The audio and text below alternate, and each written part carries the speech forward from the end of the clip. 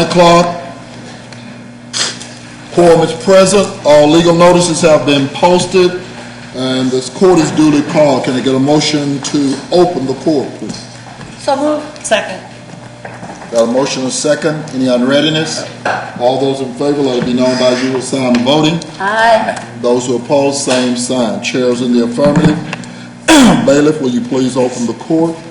All rise. The Dallas County Commissioner Court is now in session for the month of October 2016 term with Honorable Commissioner Price presiding. Please remain standing for invocation. I think today the invocation was going to be the guest of the judge, and I'd ask Major Victim if you don't mind.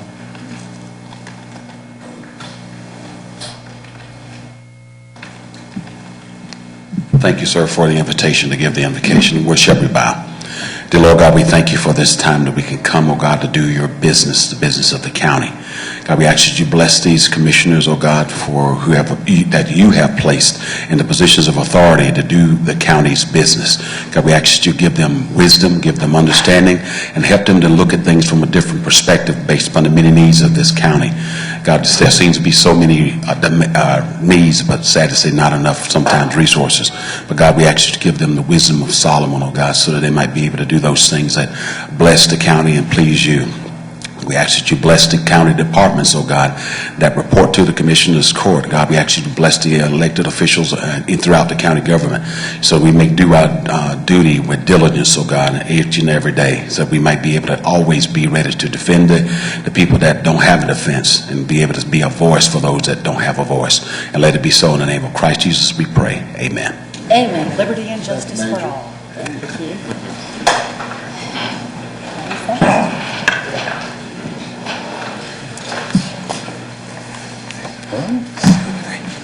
Yeah, we're fine. Just welcome and let's move on. Resolution. All right. And our first resolution,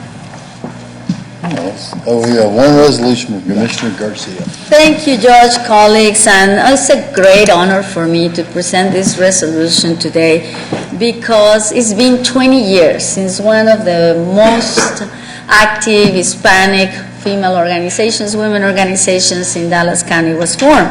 And this resolution pretty much celebrates all the accomplishments and 20 years of existence. So I'm going to ask Ms. Cristina Sertuche Wong, that is going to receive this resolution today, to come forward. And the resolution reads as follows. Whereas the Hispanic 100 is an organization of trailblazing Latina leaders in the Dallas-Fort Worth area whose contributions have evolutionized how Latinas are viewed in business, education, arts, health, politics, and community leadership. It is a highly diverse network of Latinas with a 20-year history whose strength as a collective group is the depth and breadth of their experiences, their reach, and their capacity to influence change. The organization is committed to increasing business development opportunities for Hispanic women-owned businesses and promoting Hispanic women leadership in the private and public sectors. And whereas the Hispanic 100 began as Hispanic 50, goodness gracious, and I remember that, in 1996, when local Latina leaders Delia Reyes, Berta Outler, and Patricia Sip recognized the need of Hispanic women leaders in the Dallas area to unite and advance in the areas of employment, procurement, and social issues. The organization changed its name to Hispanic 100 in 2003 as the membership grew. Whereas the Hispanic 100 is committed to creating a legacy in our community, it established an endowment fund called Hispanic 100 Advice Fund, which supports local organizations whose mission is to empower, educate, and support Latinas and our community. They review each application on the basis of quality of the submission and its alignment with Hispanic 100's vision to serve as a catalyst for increased participation for Hispanic women in employment, procurement, and social services. And whereas some of the organizations that Hispanic 100 has supported over the years are Big Thought, Consumer Credit Counselor Service of Greater Dallas, Eastfield College, English as a Second Language Program, Irma Rangel, Young Women Leadership School, Math and Science Summer Camp Programs, the Doug Woodman Dallas Junior Police Academy, the University of North Texas Foundation, the YWCA of Metropolitan Dallas Women Health Programs, the Star Court, the Association of Latino Professionals for America, Las Comadres para las Américas, and the Hispanic Women Networks of Texas, among others. And whereas this year the Hispanic 100 is celebrating its 20th anniversary on October 20, and invites everyone to join their celebration of Hispanics 100 rich history and highlight the impact and contributions of so many outstanding Latinas who call Dallas forward their home. This year's theme, Latinas, Women That Influence, reflects the strength and impact of the women who represent our past, present, and future. The honorary chairs are Gloria Campos, Alex Rodriguez, and Nina Vaca. Now therefore be resolved that the Dallas County Commissioners Court officially recognizes and congratulates the Hispanic 100 on their 20th anniversary and appreciates their contributions in empowering Latinas to be successful in this county, and I so move. And I second. Thank you. All those in favor, signify by saying aye. Aye. Any opposed? Motion carries unanimously. Well, thank you very much. This is actually pretty exciting because this is my first time here, and it's very overwhelming, and it's lovely to be here. Thank you, Commissioner Garcia and members of the court for this honor. On behalf of Hispanic 100, we so appreciate the recognition, and I'm humbled this year to lead the organization as its president.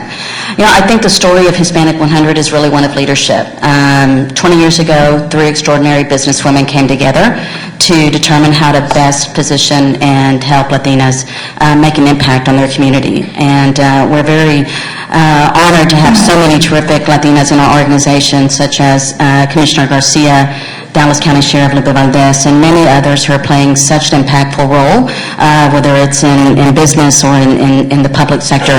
We're well represented across many different organizations. We call Dallas our home.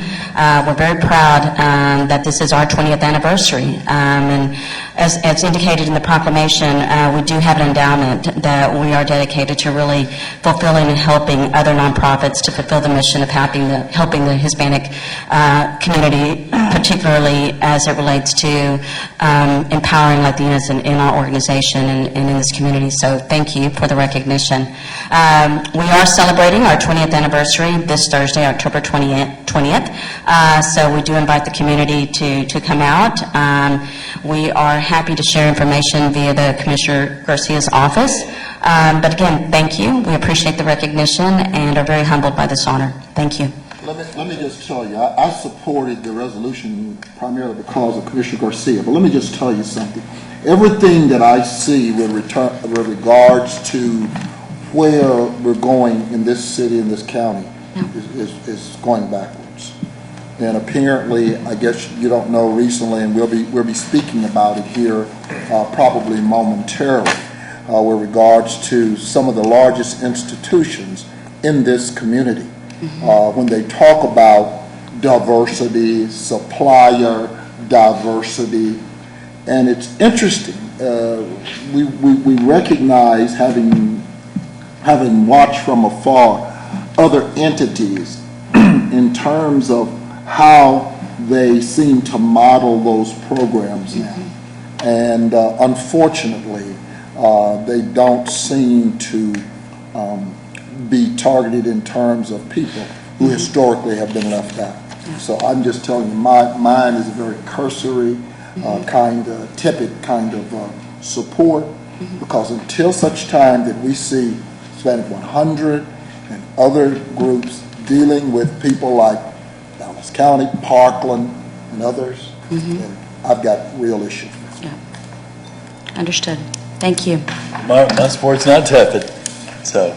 Yours never Yeah. is. So You don't- God you don't bless know. you. Thank you, Mrs. Very Chair. much. Thank you. I would just like to say, too, that I think all of us would agree that it's a tough world out there, but that does not diminish the efforts of organizations to at least come together and make an attempt to make it better. So I appreciate the efforts of the Latina 100 in their efforts. And I agree. I want I them to don't come think we together. differ on, there are really hard decisions out there, and I know that we're making them, but I also know that the members of this organization recognize that too. Yeah, and they recognize and the hard work, that's what that proclamation is about. Thank you, Ms.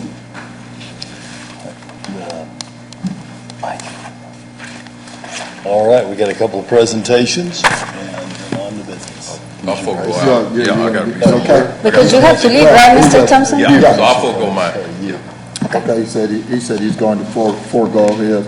I know you need to go. So I'll be for the. Okay, So only 46 West Nile Yeah, bars? 47, yeah. Okay. yeah. Well, West Nile is not the place he's going, he's dealing with the Zika. No, I know, but I mean, for the last report that we got was not. Yeah. Okay. On the judicial management presentation, I have for each of my colleagues, the reason I continue to lob this issue before us is because we're charged with budget consideration. And while we lawfully talk about, what we're doing to manage the budget in Dallas County, I think we're charged with whether or not we're managing it in the best interest of all of the citizens. This whole judicial management report, it came as a result of what went on during the budget presentation. And we had a number of individuals very lawfully coming over, talking about the issues of raises and whether or not, they were meritorious or whether or not they were structural. And I think the court had already decided that they were structural. I think we moved beyond that. But I think we cannot ignore what's going on if we're in charge of the budget. In the late 1990s, no one but I guess Commissioner Cantrell and I were around.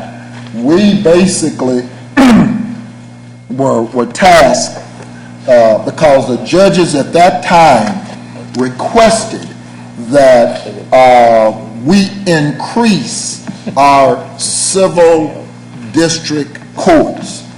The civil district courts at that time and have always been the real budget challenge for the state. And so the state was not complicit with increasing civil district courts. As such, I think they came to a resolution that they would give county courts at law a kind of what I call concurrent jurisdiction with civil district courts. I think at one time it was either 100,000 or 200,000, but they took them all the way to whatever civil district courts were. They gave them that jurisdiction. Well, that was in the late 90s. And so as a result, the commissioners kind of bought into that legislation that, we would support that. Then, of course, there's been tort reform. There's been arbitration. There's been a number of impactors. And I guess what I'm saying to you is that we continue to talk about filings being 1/3 down. We keep talking about cost per dispositions and net revenue cost per dispositions. So at the end of the day, as we get ready for our legislative agenda, I think one of the frugal things on the part of this court is to say that we are in fact, minding the till in terms of Dallas County. That being the case, if you look at the numbers that are before you, and these were some of the same people who were proffering for what has been going on. Now keep in mind, the concurrent jurisdiction happened in the late 1990s. And so the filing, You did have the JP jurisdiction go up to 10,000. 10,000, that's correct, that's correct. And that, 5 to 10. That's correct, and I'll deal with that piece as well. But keep in mind, because theirs did, their filings are going up. But these courts are continuing on a decline.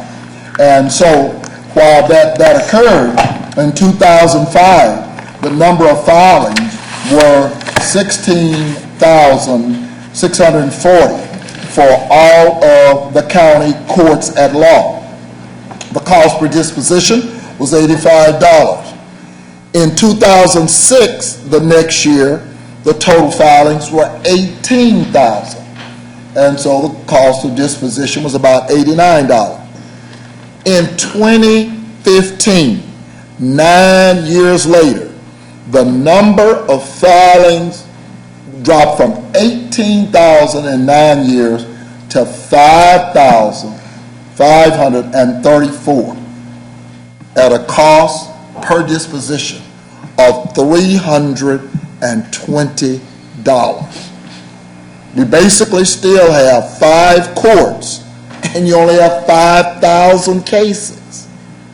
And we cannot idly act as though we don't know what's going on if at the end of the day, especially on county courts, we carry the largest amount of that freight.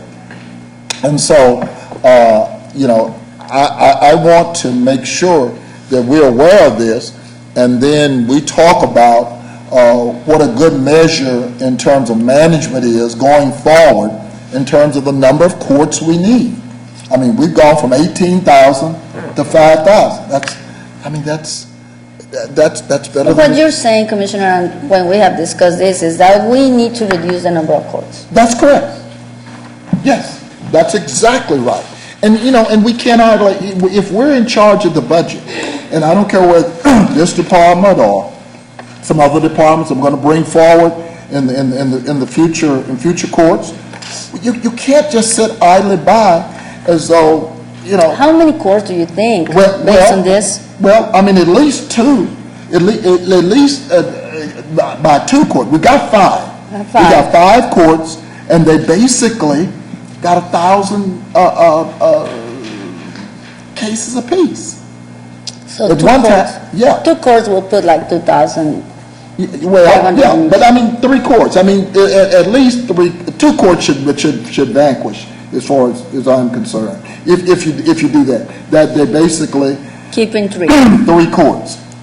Now, when you get to the county criminal courts, look at that. And again, Just stop for just a second on the civil courts. okay. So, right now, and this is just for purposes of discussion and Yeah. looking at this.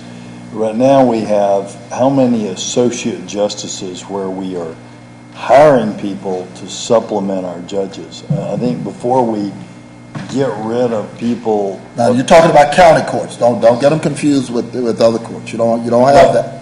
But 2 associate judges for the In the 5 county- county courts. Right. No, 2 associate judges for the civil district That's courts. correct. 0 Not- associate judges for the county courts I at law. thought we added some for the. But these There are, was an associate judge in a county courts at law, but we eliminated it We about limited 5-6 years ago. That's right. Okay, and is there a way, and I should know this as a lawyer, I think there's not, but I just want to think this, from a democracy standpoint, before we discuss doing away with people that are chosen by the voters, it would make more sense to look at doing away with associate judges and spreading that work amongst the people that are elected. Is that a doable thing? We don't have any associate judges. You do in the district court. In the district court, that's a whole nother deal now. this is civil district This is, court. yeah, these are county courts, Judge. Don't mess. Look, we've gone down, and again, I'll share this for historical purposes. We did this with JP. We've gone down this road before. People, compressing the law is real clear what we have to do. I'm sorry. Let me ask Russ, I'm pretty sure that can't be done, but Russ, you couldn't have a discovery hearing in a county court for a district court case, could you? I don't think you could. Can you repeat it, Well, Josh? I mean, you I'm can sorry. hear it. What I'm trying to look at is, could we spread the work more evenly amongst the people who are elected as opposed to people that are appointed? And could you, like, for instance, have a complex case discovery hearing in a county court or district court transferred back and forth? I don't think you could, but Well, first of all, as far as where the case is initially filed, it's up to the litigant to choose their forum within concurrent jurisdictions. Once it gets in there, it's my recollection, but I haven't looked at this recently, that there are some restrictions on the sitting of one county court bench judge for a district court bench. But I have not looked at that in quite a while, and I would have to actually look at that to see if there have been any changes or how that is right now. And I think that's right, but I know that under the law, a county court at law or a district judge can appoint a special master. They can say, this is taking up too much time to do this discovery, like they did in the Samsung case, for instance, where Samsung was suing somebody. That's not the case here. And but I'm wondering if that would be a mechanism to shift some of this work. I don't think, and this is just off the top of my head again, I don't think you can appoint as a special master a currently active sitting judge. I don't think you can either, but I wanted to look at that and think about that. I think it's a drastic step when you're talking about doing away with people I that are also elected. asked, too, you mentioned that there has been change in the types of cases in tort reform. There's been a number of changes in the environment. Are the types of cases being heard any different? Are they taking longer? Or, I mean, are there other reasons why they're... The reduction. There are two reasons, I think, and Commissioner Cantrell brought it up earlier. JP limits increased to 10,000. Okay. Those individuals who were historically filing in the county courts of law started filing basically in the JP courts. Credit card cases. Credit cards, yeah. So they started filing in the JP courts. So, I mean, that just validates the fact that we've gone from 18,000 9 years ago down to 5,000.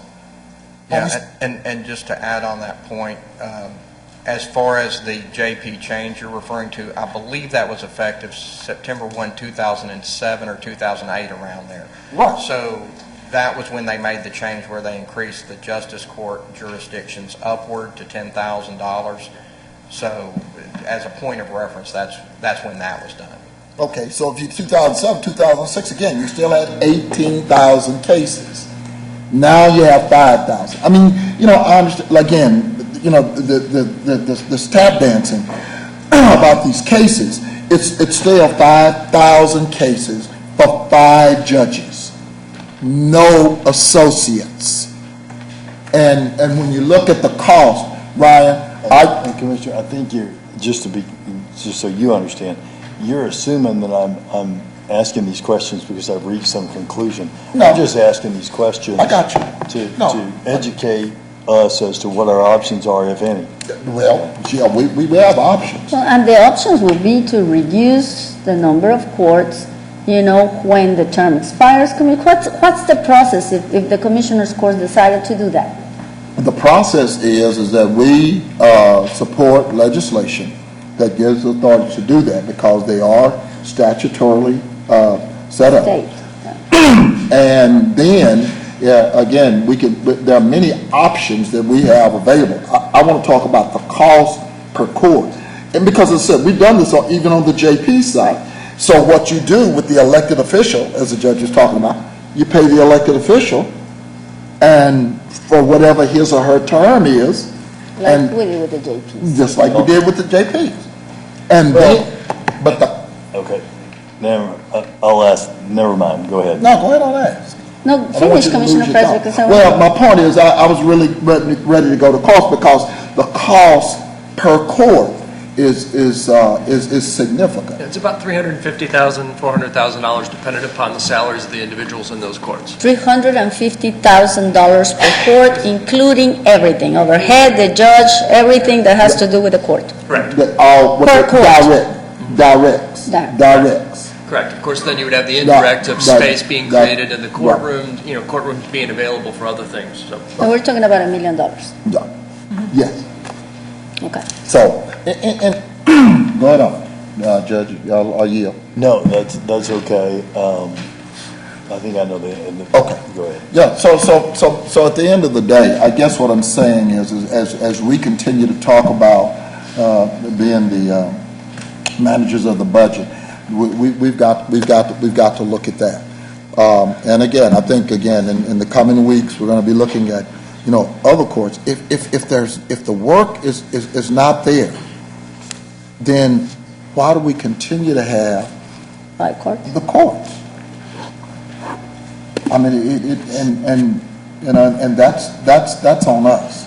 So as I continue to talk about these whole judicial management deal, I'm going to continue to talk about it. Now, on the other side, you asked a few minutes ago about the civil district courts.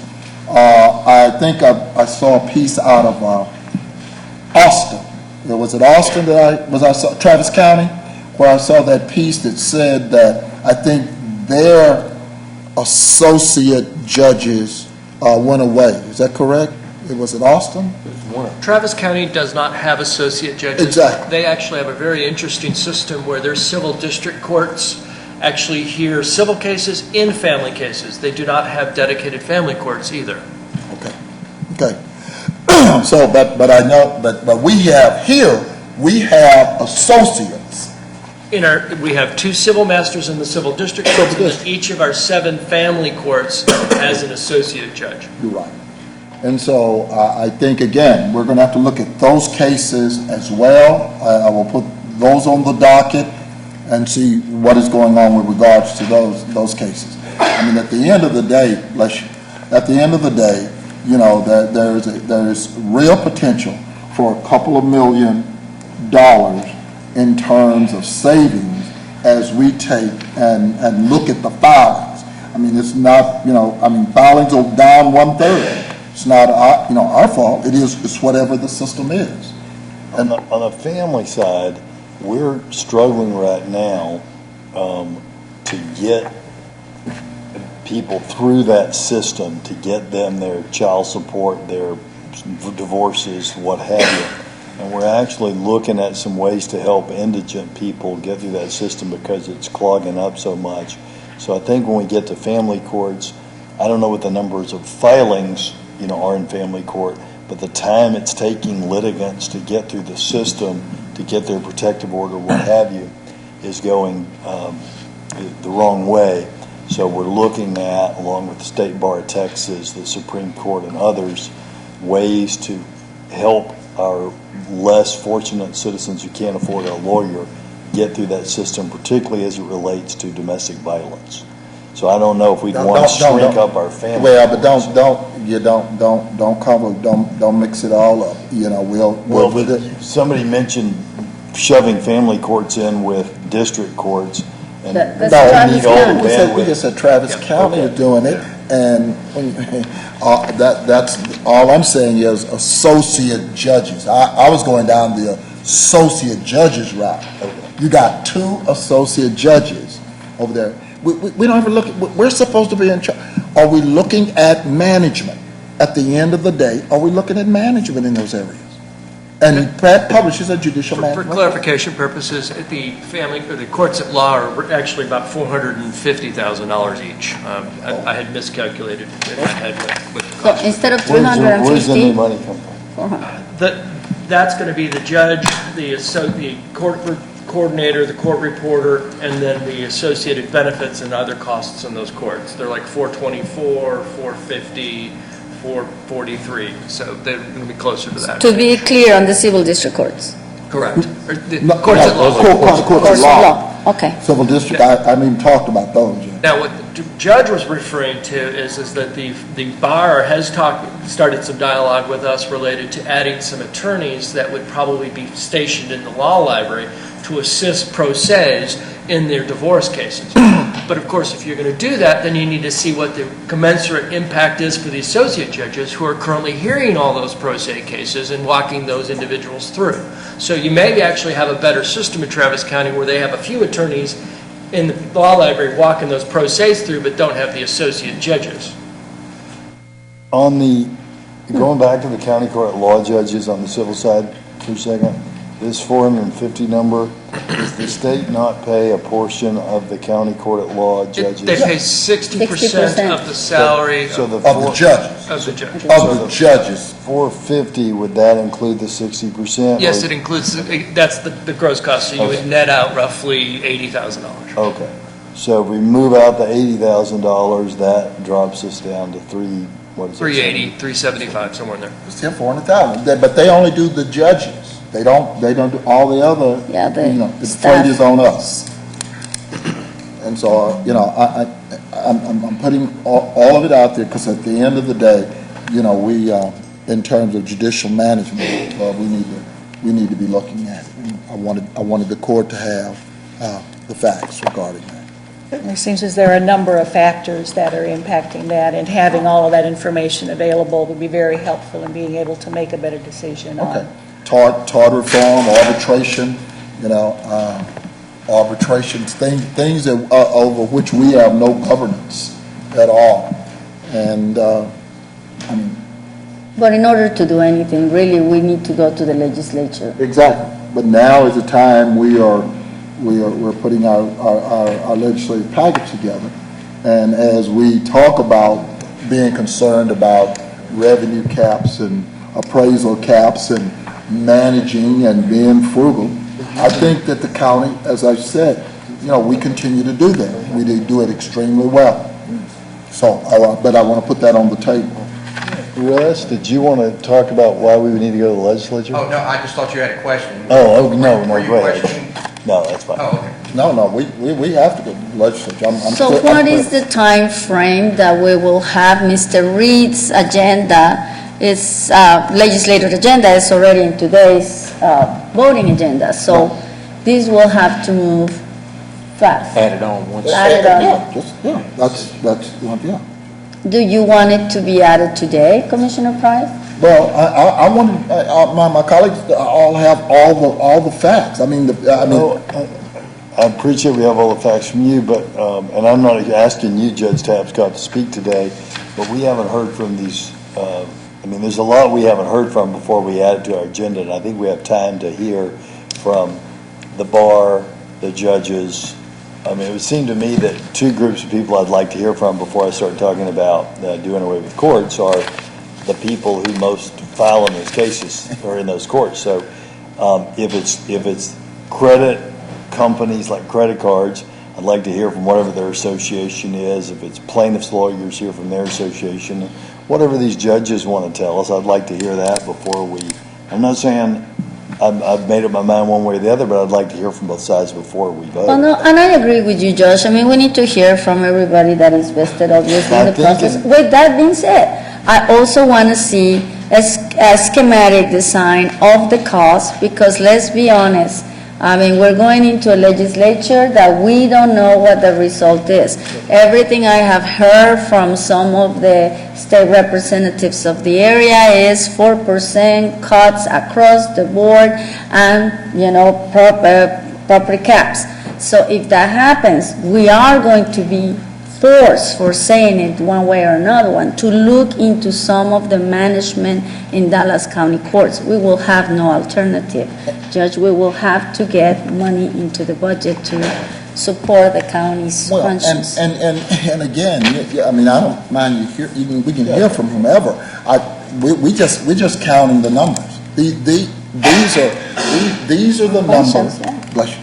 These are the numbers that come from the filings. I mean, the filing speaks for themselves. The litigants, whatever they come and say now, the filings speak for themselves. So it doesn't matter what anyone else says. It went from 18,000 to 5,000. It went from $89 per disposition to $320. Well, and again, I'm not saying that I'm opposed or for anything. I'm just saying, before I make a decision, I'd like to hear from both sides of that story. And also taking a look, too, because under the Dallas County courts, it's down 67%. Under the Dallas County criminal courts, it's only down 37%. So it's really looking at the individual types of courts also and seeing what changes have occurred and where those Right. impacts are really being Yeah, felt. no, and Well, you didn't, criminal courts is a little bit more complex too, because we want to move people. When we had a lot of cases, we had backups, and we had people sitting in jail. And if having fewer cases means we can run people through faster, do other things with criminal justice reform on top of that, it may not be a bad thing. Yeah, and to me, it's all good that criminal filings are down, while we're still seeing crime going down. well, that's really not the issue. The reason I put criminal courts on here is primarily, and I guess, I don't know if all of my colleagues have seen what's going on in Houston in terms of the audit. Yes, Okay. good for them. Well, no. What that means is that Wolf is coming to our door, and based on that, that's a little different. And I just wanted you to understand what's really going on in these courts. More than anything, I haven't said anything about reduction. It's just it's really about performance, the kind of initiative. In jail population, we sit there, we look at performance, we see what's going on. But we are concerned based on, again, that audit. We know it's just a matter of time. I still say, What aspects of that, to me, I look at that audit, I look at bail reform, I look at getting poor people out of jail, and I'm like, this is a good thing. What aspect of that is a wolf to you? well, the fact that we have probably some that probably in some violation without saying too much about it. Again, Judge, that's the difference between, we're One man's wolf is another man's, Lone Ranger's, savior or something, because I don't think that's a bad thing, is it? but be careful, Judge. Yeah. Be careful. So, Ryan, you're going to get us on the No, county no. courts at law? We really need an audit of each Yes. court to see how many pending cases there are. These are new cases filed, so if you reduce down, I'll work with the county clerk to get an audit on the number of cases that they have. so Yes. we reduce down 2 courts, we want to see what People sitting there. case level each of the remaining 3 would be, and then how many new cases Correct. are projected each I year. can build you a table for that. Thank you. I totally agree with Commissioner Cantrell. I mean, that's exactly what we need to see, the comparison of, everything that Commissioner Price mentioned and what the judge is saying, how. And the other factors that we're talking Yeah. about that have not been addressed here. That might be like Mr. Brown is saying, hey, well, once we make the audit, might be a little more clear. I'll provide that information. Thank you very much. Thank you. Okay. Commissioner Price? Well, okay, no, that's in terms of the judicial manual, I wanted just before the court, and at some point in time, talk about legislative going forward. Okay? This was the best briefing about it. And you mentioned it so many times, and it really didn't fly. Right? The other piece today is the Dallas County Hospital District reorganization, restructuring as for Parkland Hospital's new adopted budget. And I think they've arrived. Oh, there's Dr. Cerise. Got your camera, I wore my purple tie. Good morning.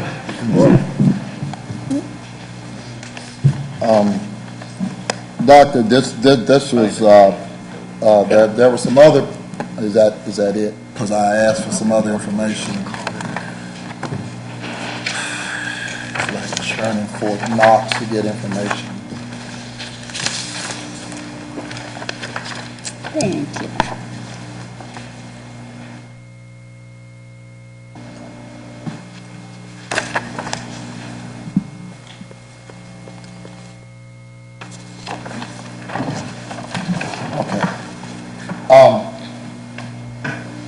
I think that the whole restructuring piece that's before us is giving some of us some pause. I did meet with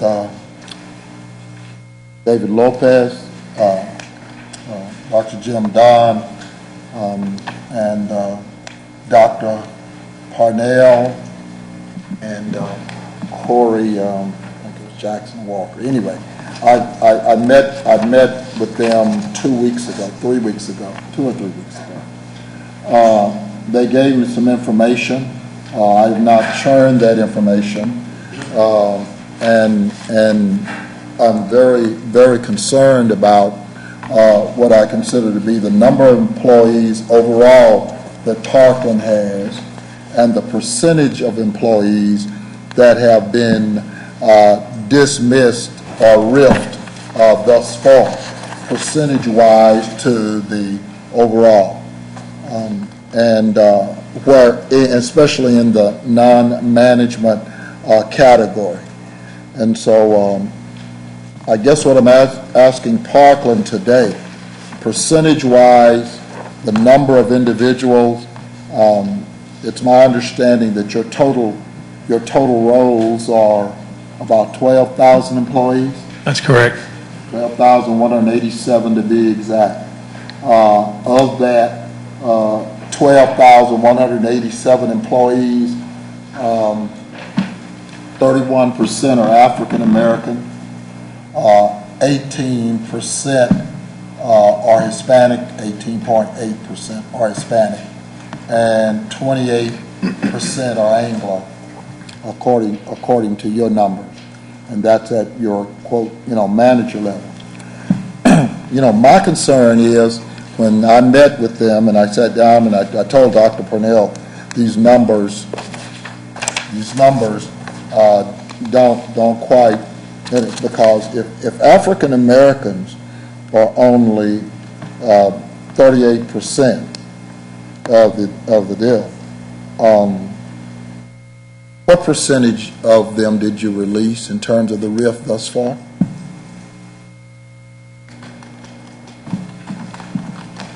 What percentage of the overall I African? don't know whether what percentage have you dismissed thus far in terms of? The overall workforce, it was less than 1%. If you look at it by breakdown, management, it was about 2.5%, and those in non-management positions is less than 0.5%.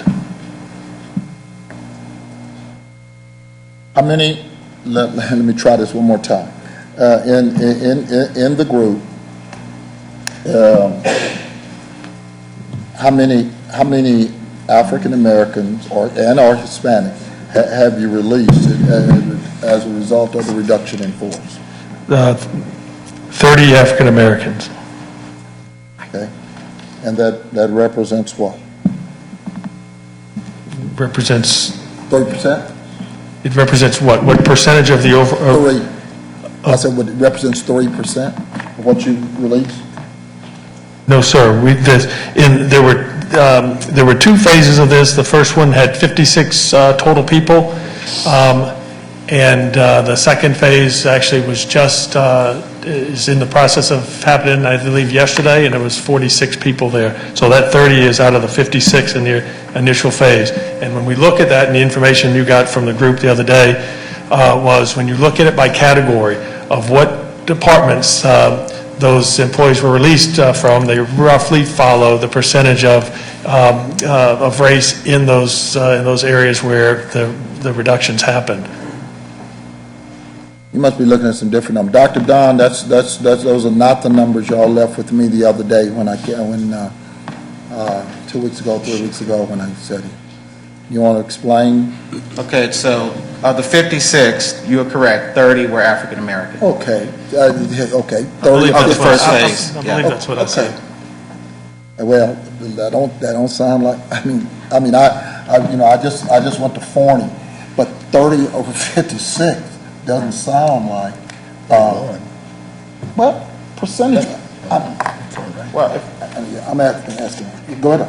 no, if I could just say, as an organization, we are a minority-majority organization. So 67% of our employees are of ethnic minority groups. So pretty much any... Not management. Management, you're, 67 overall. right. But every level under Dr. Cerise, we're 1/3 minority, starting at the EVP level, SVP level, all the way down. So, we celebrate in our diversity, but unfortunately, when difficult things like this happen, there will be groups that will be impacted, particularly if you're looking at non-management groups, if you're looking at those positions that are not at the bedside, are not impacting clinical and patient safety. In this particular cut, yes, 30 of the 56 were African Americans. That's, Other that's, cuts, that may not be the that's over case. 50%, doctor. Yeah, I understand what you're saying, but we look at the overall numbers. I mean, our African American numbers remain the same. We're still 31.8% of the organization. Last year, I think the numbers is 62% of our internal promotions went to people of color. I mean, we have numbers that we could celebrate. It's just an unfortunate thing in this episode, in this incident, that it didn't iron out that way. This you just handed us out this morning is what? This is the numbers I asked for with regard, no, don't go anywhere, since you're celebrating. I want to know what you're celebrating. Because my concern is this says since Dr. Cerise was hired, March 2014, he's filled a VP and above position. Female executives account for 25% of them, Yes. and minorities for 63%. How many have been hired, according to this deal, were African American? That's on the table on the first page. So Right. out of the 8, there were 3 Hispanic, 1 Asian, 3 whites, and 1 African American. But one, the African American didn't hire, you promoted, correct? Was already there. That's correct. Okay, so you didn't hire. I hired her for that job. Yeah, so, but you didn't hire. You haven't brought anybody African American into the organization since you've been there. That's not true. Okay, so tell me who it is. If you look at the list, just go to the next page and you'll see there are 20 VP positions and above The that what? were filled in 2016. Back to the first page for a second. The person that was already there, do they get a promotion and get more money? Yes. Okay. See the difference then. I mean, we hire internally, we hire externally. This was an internal hire. Okay, let's go back to the first page. How many of these did you bring in? How many of these did you promote from inside? Let's see.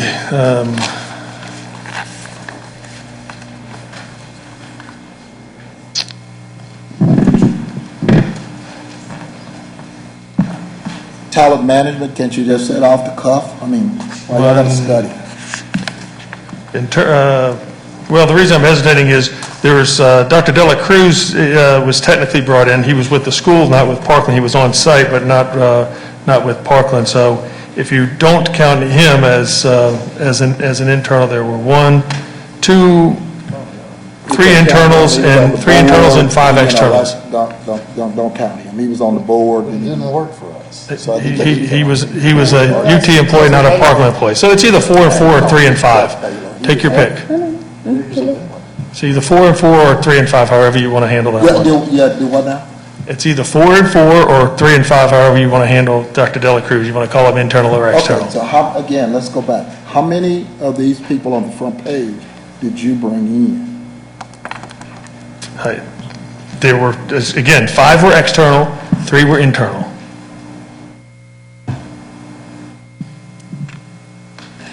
And one was one African American. So then you've hired Correct. all of these? Yes, ma'am. Okay. Okay, one African American. But yet and still, 50% of the people you just cut were African American in the first phase. In this cut, yes, that's what happened. But also, if you look at other numbers, I figured you would kind of go here. So if I could share. Glad you're anticipating. Go ahead. Share a few things. So I mentioned that minorities represent 1/3 of our employee population at every group under Dr. Cerise. That's from executive vice president through non-management roles.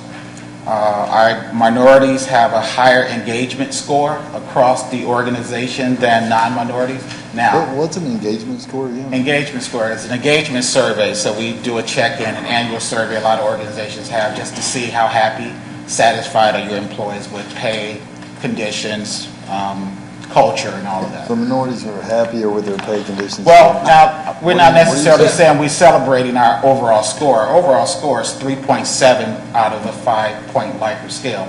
But the minority groups tend to score higher in terms of engagement. I'm not celebrating that.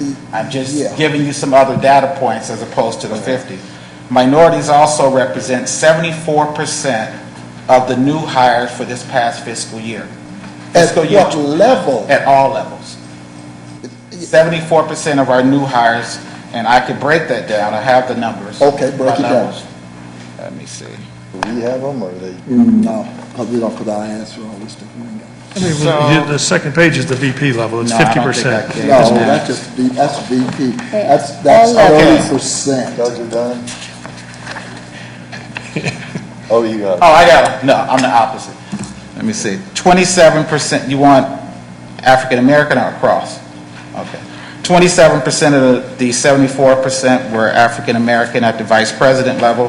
23.7% were African American at the director level. 32.5 at the manager. 31.6 at the supervisor, and 40.7 at the non-management. So looking at those numbers, any slice, any reduction in force is really going to impact a large group of African Americans, particularly at the non-management levels. Just the numbers alone, just, it happens. And I tend to understand that, except at the 50th percentile. I'm still not understanding 30 or 56. Oh. Well, let me share what we shared. I'm just briefing everyone else. The process, it was a 6-week process, maybe even longer than that. We started July 27th. There was a multidisciplinary team of legal, office talent management, communications, about 10 or 12 people, and we reviewed each and every role. Legal conducted an adverse impact analysis. Outside counsel reviewed our numbers.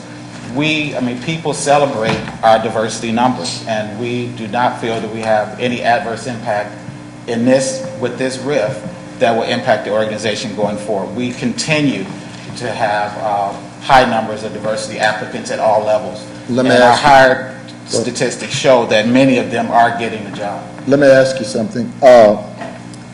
Because of that, what was the tenure of the individuals who were released? So I have the tenure, but I don't have the average tenure.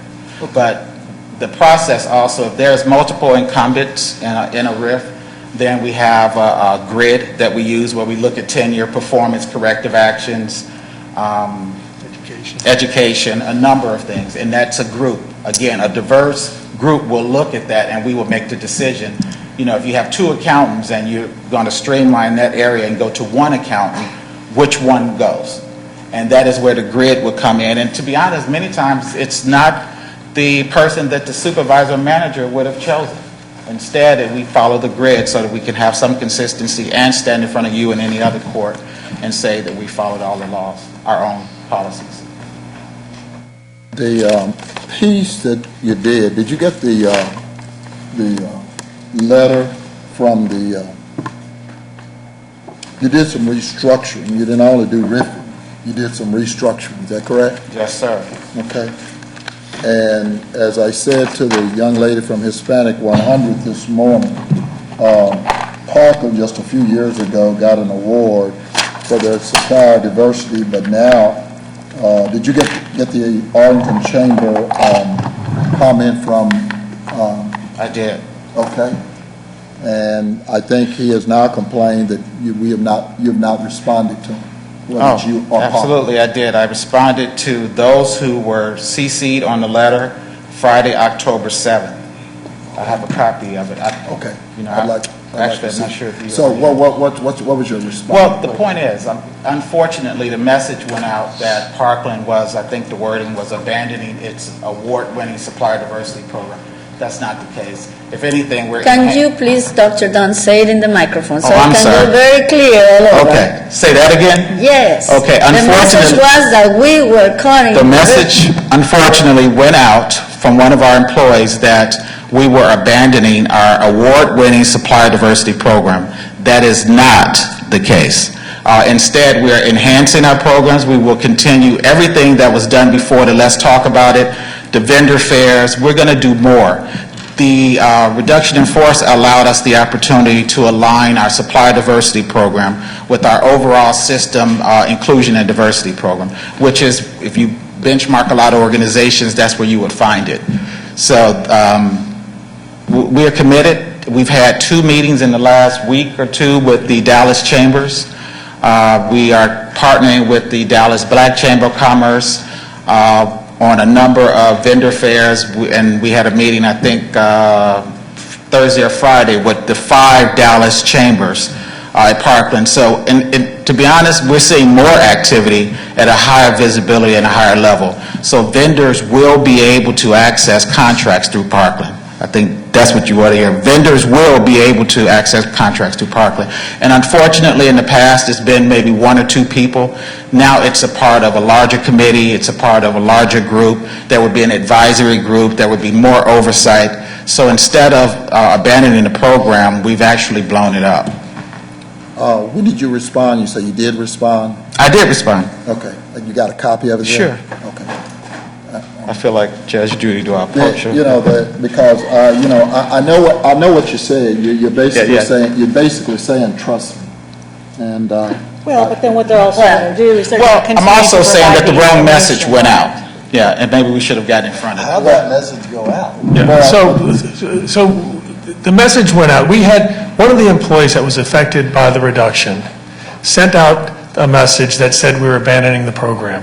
That employee, by the way, also downloaded a number of files from the work computer to a personal computer, including privileged and confidential information, deleted a number of files from the Parkland server that's going to take a lot of time and effort and resources to recreate. And so there were a number of things going on with this particular employee. One of them is an erroneous message that went out that hurt us with a number of our vendors that we're now having to address. It's not the kind of thing where we can get out in front.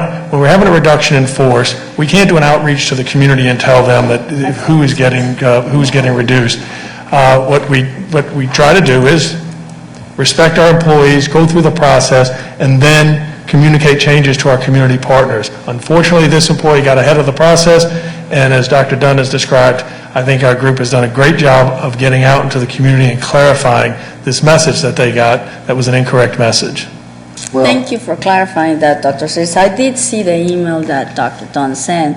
And, it's sad sometimes that, we have this kind of behavior, this kind of information that gets disseminated by a long, group of people, and there's no truth on that. So I'm really thankful that you are here today clarifying that.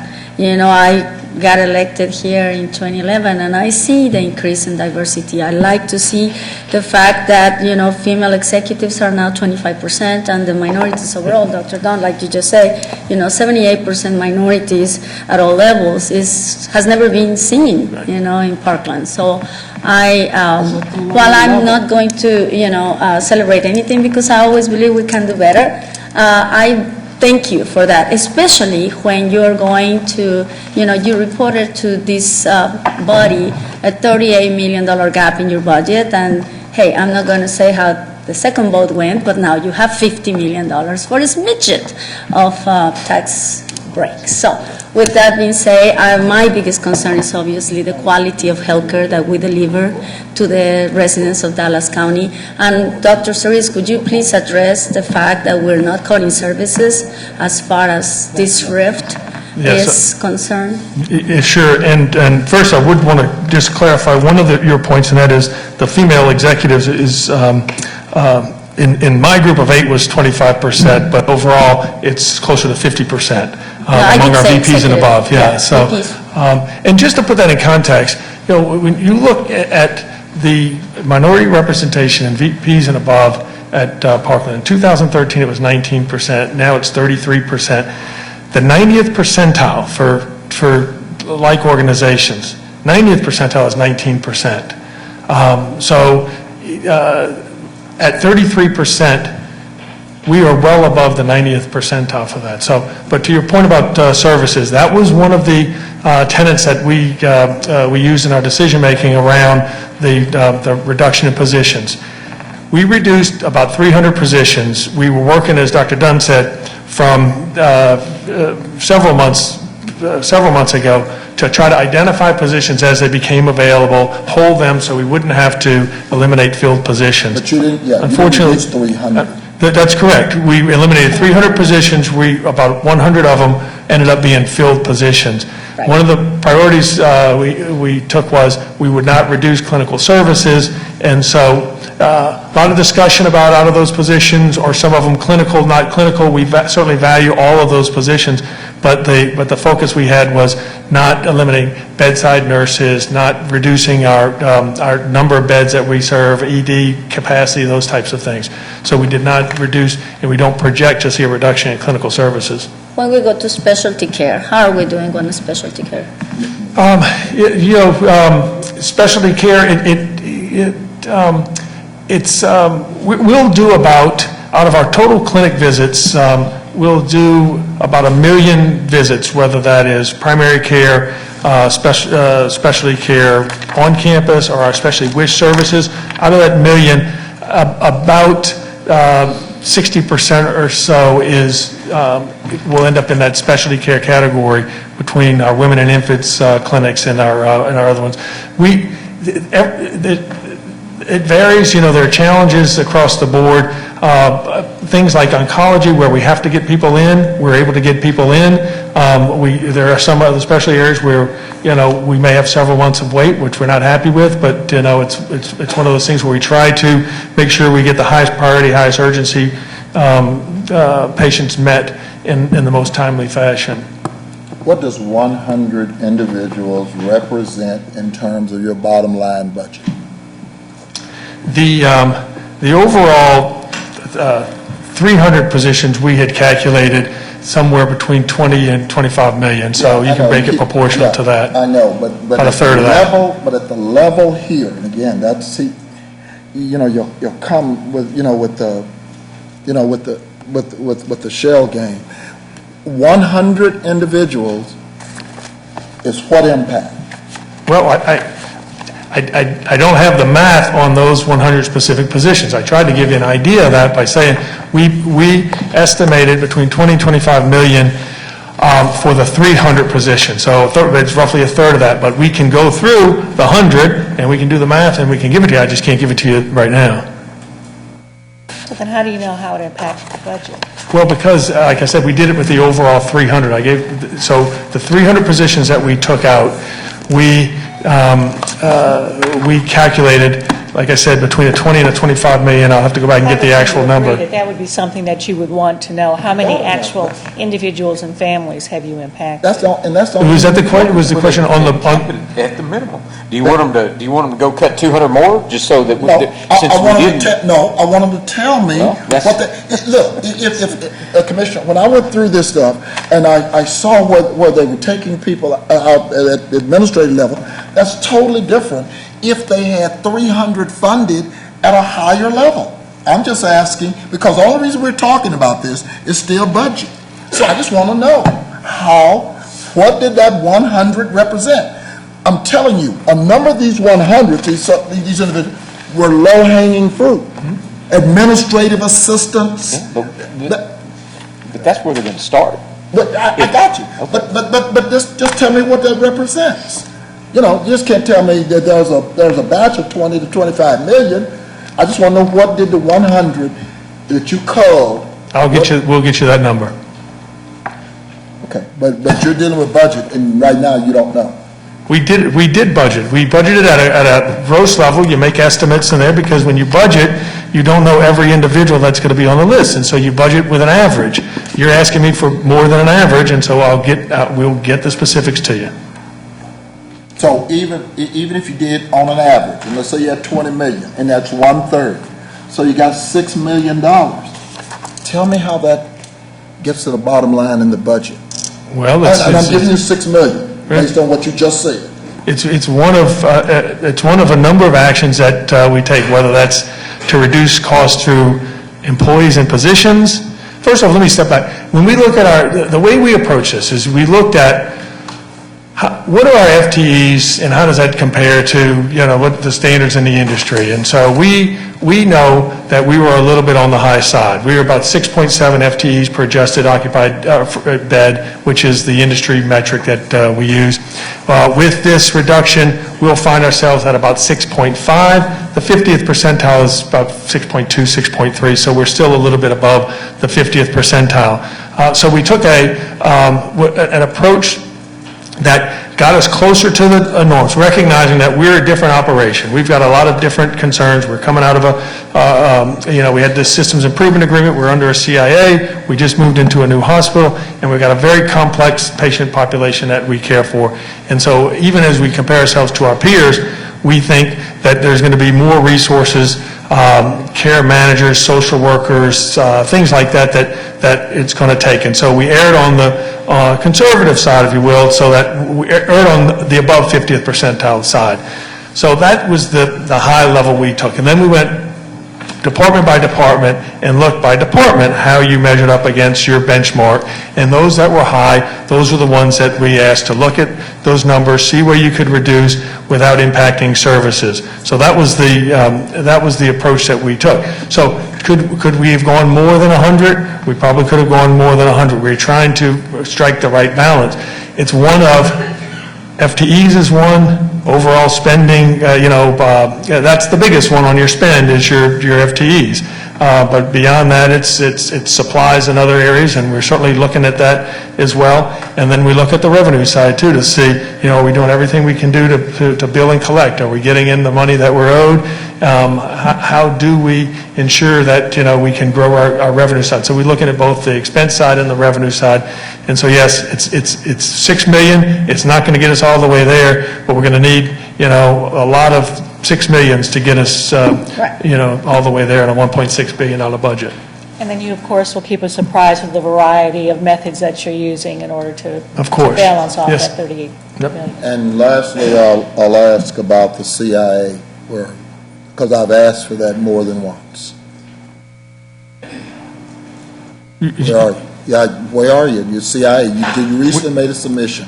That's correct. We submitted our third annual report recently, and so that's where we had a successful submission of the report. Where is the report? It's at the OIG. Okay. So since you've submitted it, it's public. That's not a public document. You mean it's not a public document? I don't believe we've made that a public document in the past, and I think we addressed this before, but I can certainly go back to our lawyers and confirm that, but that's my understanding. The third one has been submitted, right? Yes, it The has. third, yeah. Judge Roden, at least at some point in time, I've asked for the CIA document. He said they made a third, they've submitted to OIG, and their submission, he said it's not a public document. He said it's not a public document. I guess I'm asking for us to, I've asked for it, and haven't been able to get it. So he said it's not a public document. I just want to know if it is. If it is. Will you look into it, Well, I Mr.? can look into that. Yeah, And there was a request made to the Attorney General, is my understanding? Yeah, I'm not, I don't know about the Attorney General. I don't know about the Attorney General. Okay, we will look into it then. Thank you, Dr. Cerise. Thank you, Okay. Dr. Dunn. I mean, we knew this was coming. We knew some cuts have to come with a $50 million, okay, thank you. Thank you very Thank you. much.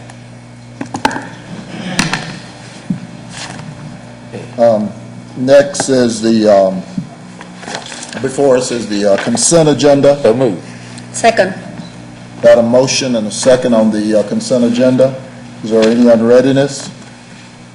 All those in favor, let it be known by the usual sign of voting. Aye. Those opposed, same sign. Chair is in the affirmative. Hold on just a second. Okay. We're messing it up on, I didn't knock out the consent agenda. We just did the consent agenda. Commissioner. I'll do it. Okay. This takes this. Sounds good.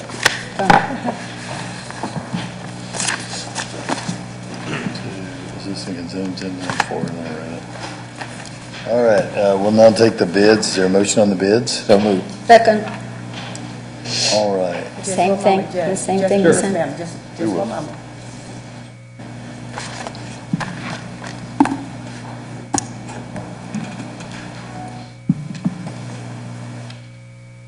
No, you can vote. Okay. All right. Voted. All those in favor, signify by saying aye. Aye. Opposed? Motion carries unanimously. We'll now consider items K, the court orders. Is there a motion on court orders K 1 through 66 and addendum 67 through 88, pulling 17, 34, 35, Hold on, 1734. Okay. 35, 68, 69, 70, 71, 72, and 73 for a separate vote, and pulling 74, 75, 76, 77, and 78 for a later, to bring back in 2 weeks. So, Wait. yeah, What the hell? Okay, so go on. can you repeat, Judge, is 17, 34, 35, 68, 69, 70, 71, 72, 73 for individual vote and pulled by staff, I imagine, or by who? No. 74, 75, 76, 77, and 78. I'm pulling everything that was 200 pages or more that was dropped on us on Friday for 2 weeks, 74, 75, 76, 77, and 78. Sorry, Daniel.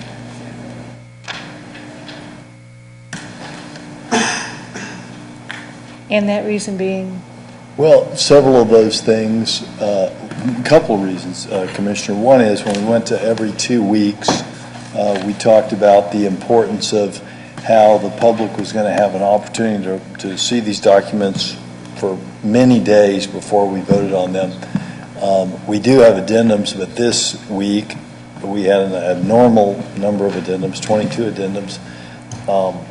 Those addendums took up 3 books, as y'all know, they printed them out. I've got 2 more down here, and so I'm concerned people didn't have a chance to look through those. And beyond that, I've got specific questions on the 4 janitorial contracts, all of whom contain below minimum or below living wage numbers. And then on the employee benefit contract, we're just seeing what the employees would pay on those supplemental benefits. And so I want to look and see what the market is for those supplemental benefits and make sure we're in line with the market and what the coverage is on those. And there's no way to do that when we get it on a Friday. So pretty much all the ones that you're pulling, Judge, are the janitorial services, right? And the one about supplemental benefits like cancer policies or disability supplements, it was another 400-page document.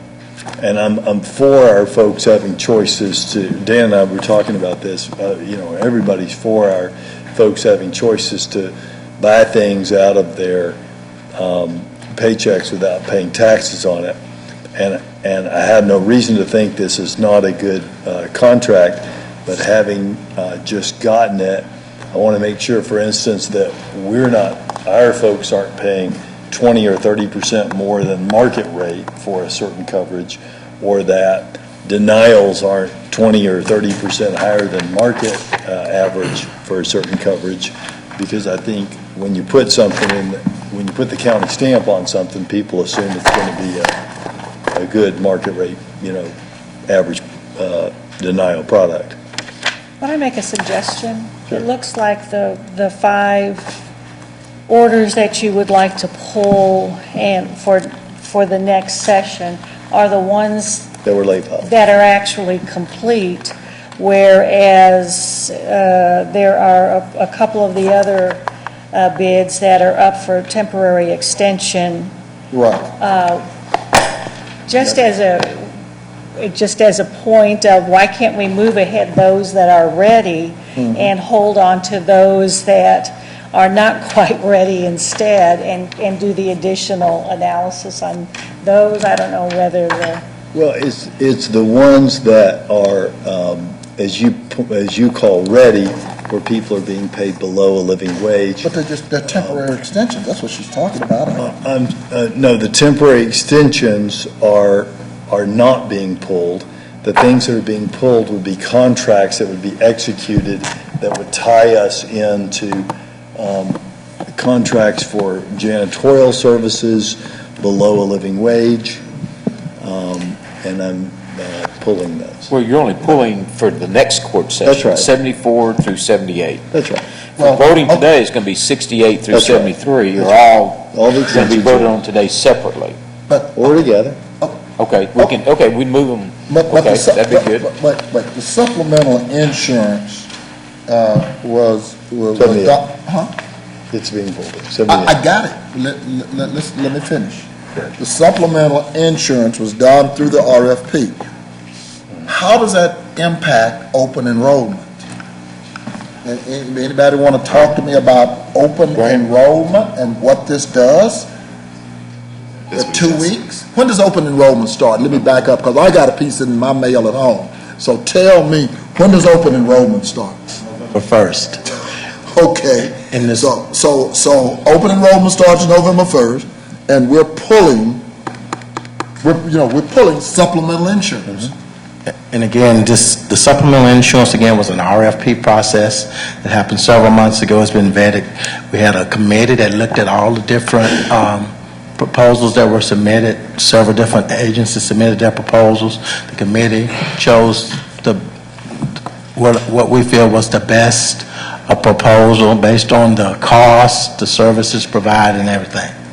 But again, how does this impact the delay on supplemental It insurance? won't impact us because it's not part of our, It's not actually part of our actual insurance, but it would impact in the sense of the employee being cognizant of what supplemental provider might make them choose something different on the actual our county insurance. For instance, they might choose a high deductible knowing that the supplemental could take care of certain things. Exactly. And you are in PEBC, Judge. I mean, you know how can this impact Dallas One of the County. people I want to have to take a look at this is Diana Konjovic. So this would come back November 1st, and again, I think it's Will that important. impact anyway, November 1st, wouldn't it? moving forward? well, you have to send stuff out in the packets and everything else, so you won't be able to put this in it. No. Gotcha. No, it's- And that's what I said. I've already got my piece. I mean, most of us have. Yeah, and actually, we've already mailed out That's the exactly open right. enrollment That's what I said. information. Well, what are you going to send out on this? In other A words, separate packet. it's going to be a separate packet. Right, as soon as this was approved, we were going to send out broadcasts, we'll send out different packets. The vendors here are ready to make a move on it, but they can't do it without the contract being signed. Exactly. And so that's what I'm saying. It has impact. I mean, for us to act like it doesn't have impact for decisions. It doesn't have an impact.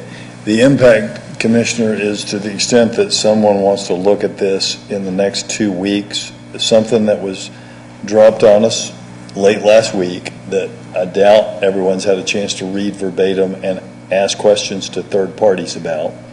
The fact that we even are aware enough to know that open Yeah. enrollment starts and that it has impact says that we've read it. Well, open enrollment is for our insurance through PEBC. This is for supplemental benefits like cancer insurance that you can buy on top of that. We got that, Judge. But it went through the RFP process and it was vetted. Right. They've already. And in order the best to bid. Even if we want, cast an informed vote on it, I think it's important, at least for me, I'd like to know where this breaks out as far as similarly situated products in the marketplace. And it's hard or it's not But hard. that's what it's the a- committee has done, Judge. Are I you mean, on the I PEBC? recognize you Are have. you on the PEBC? I am on the So you've gone PEBC. through all this stuff? No, this did not go through the PEBC. This didn't go through This is PEBC. separate from the RFP But PEBC. my process. point, we got a committee. PEBC is one group I'd like to have a look at this. but you know that it You had a committee, affects but our you had, enrollment. that's the reason you had a committee do that. Well, under the terms of the policy, any court member can pull items unless they affect unless. They make economic Yeah, impact. And there's no effect on the outcome of this. well, Yeah, it is too. Again, this would have some impact on some employers.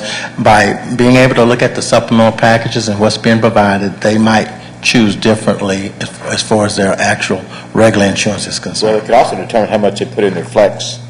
Correct. And that Different open thing. enrollment Absolutely. starts November 1st, Or even correct? choosing, But they can't even, HR cannot even disseminate it until they get But the contract from the court. It sounds like regardless of what the facts are, there is, the majority of this court wants to pass this. However, I don't want, we're going down that slippery slope that the court said they wouldn't go down, where we No, we said drop, if it was time sensitive. we drop on the court with 1 day's notice. Judge, that, you can pull out all of it, we all got all of these books and all. Okay. My point is, this particular one has a committee. These documents. You can though, read every one of those, you still had a committee that has vetted it. And what, like I said, regardless of what you said, we got a committee that vetted it, and they've come to a position that, that this was the best vendor for And the, I based on the appreciate- service provided. I appreciate the committee's work. I believe it's important, though, that this court perform its function of looking at these things independently and being able to read them, ask third parties, and ask questions. So I pull this because... That's not what Asmus said. Asmus said just the opposite. Just the opposite of what you said. Asmus says that it doesn't want the court to be involved in the RFP process. No. It doesn't say it doesn't want the court to do its duty to make an informed vote on things that come before the court. Right. If you read Asmuth to say that the court is merely a rubber stamp and the court has no responsibility to inform itself, to read matters, and to find out what's going on, then what you're essentially saying is the entire RFP process would be handled by staff. Well, we've seen problems when that happens in other jurisdictions. We saw people going to prison at DISD because you've got a check and balance here. You've got staff doing their important role. You've got court doing their important role. Okay, well, let me ask you a question, Judge. Let's say you go talk to your third-party people, whoever they may be. Diana Konjovic at PEBC. Well, that's the only person you're going to talk to? Well, Dan and I are talking about who would be the best people to talk to look at this in If keeping... she doesn't, if this isn't a service that's offered through PEBC, then you're going to have to go to outside parties. So what you're going to be doing is going behind what the committee already vetted, and you're going to say, well, you know what? I'm not hearing the same thing that maybe you guys heard, and I don't know what you heard, but these guys are telling me just the opposite, so I don't agree with what y'all came up with. Even though I don't know what took place over here, these guys are saying it's opposite, so we're not going to do it. That doesn't even make sense. Well, that's not what I'm talking about doing, but... That's what it sounds like. Well, Tell us how it's Arza, not. do you want to say something? I would like to make a recommendation. While working at Bexar County, we did an RFP for third-party administration to review all our insurance solicitations. The whole entire process as an outside party independent reviewer to verify transparency as well. They are also a subject matter expert in these type of policies on insurance on all levels.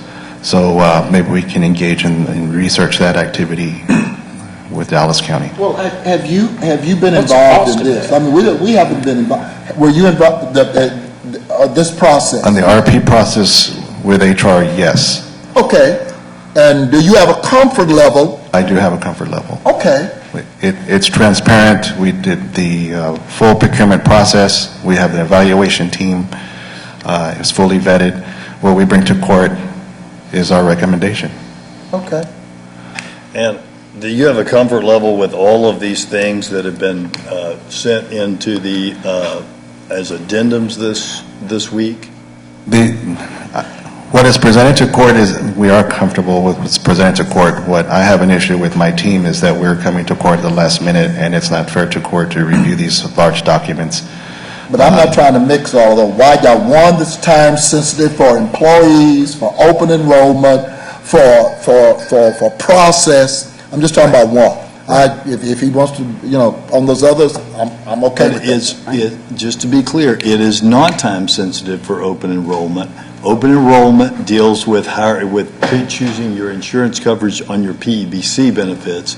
The day open enrollment starts would be the day the court passes this. If they choose No, to. we're not gonna have another damn meeting. Look, I mean, You don't have a meeting on November 1st? I have a meeting on the day that they will not have been able to generate to Distribution and all that to the, the. Well, HR needs to tell us, is this time sensitive or not time yes, sensitive? we really do need to move forward with it. Is it time sensitive or is it not? Yes or It no? is time, it is time. It is time sensitive. Yeah. Okay, thank That's it, that's the key. you. I move court orders 1 through 88, pulling court orders 17, 34, 35, 68, 69, 70, 71, 72, 73, 74, 75, 76, 77, and 78. You have to add 29 to that also, Commissioner, And per pulling- the civil DA. 29. Second. Which one is Just for a moment, I have to start over again, Okay, 29? because he added one. Add Yes, 29. okay. Yeah, it's, add And one, I there's have two to start over. 34s.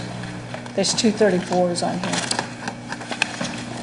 Yes, ma'am. 234s? It's just, oh, she, In the record. That's okay. 35. Yeah, it should have been 35. Commissioner Garcia, were you the one that wanted to pull 34?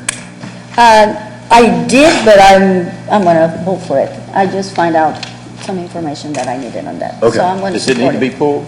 So then it doesn't need to be pulled. Okay, Doesn't so- need to be pulled. So I'll do court orders 1 through 88, pulling 17, 29, 35, 68, 69, 70, 71, 72, 73, 74, 75, 76, 77, and 78.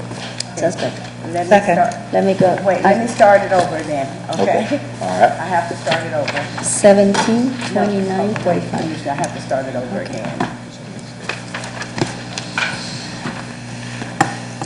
Did anybody see the 60-minute piece on artificial intelligence?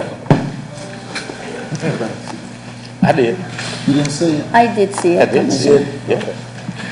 It's scary.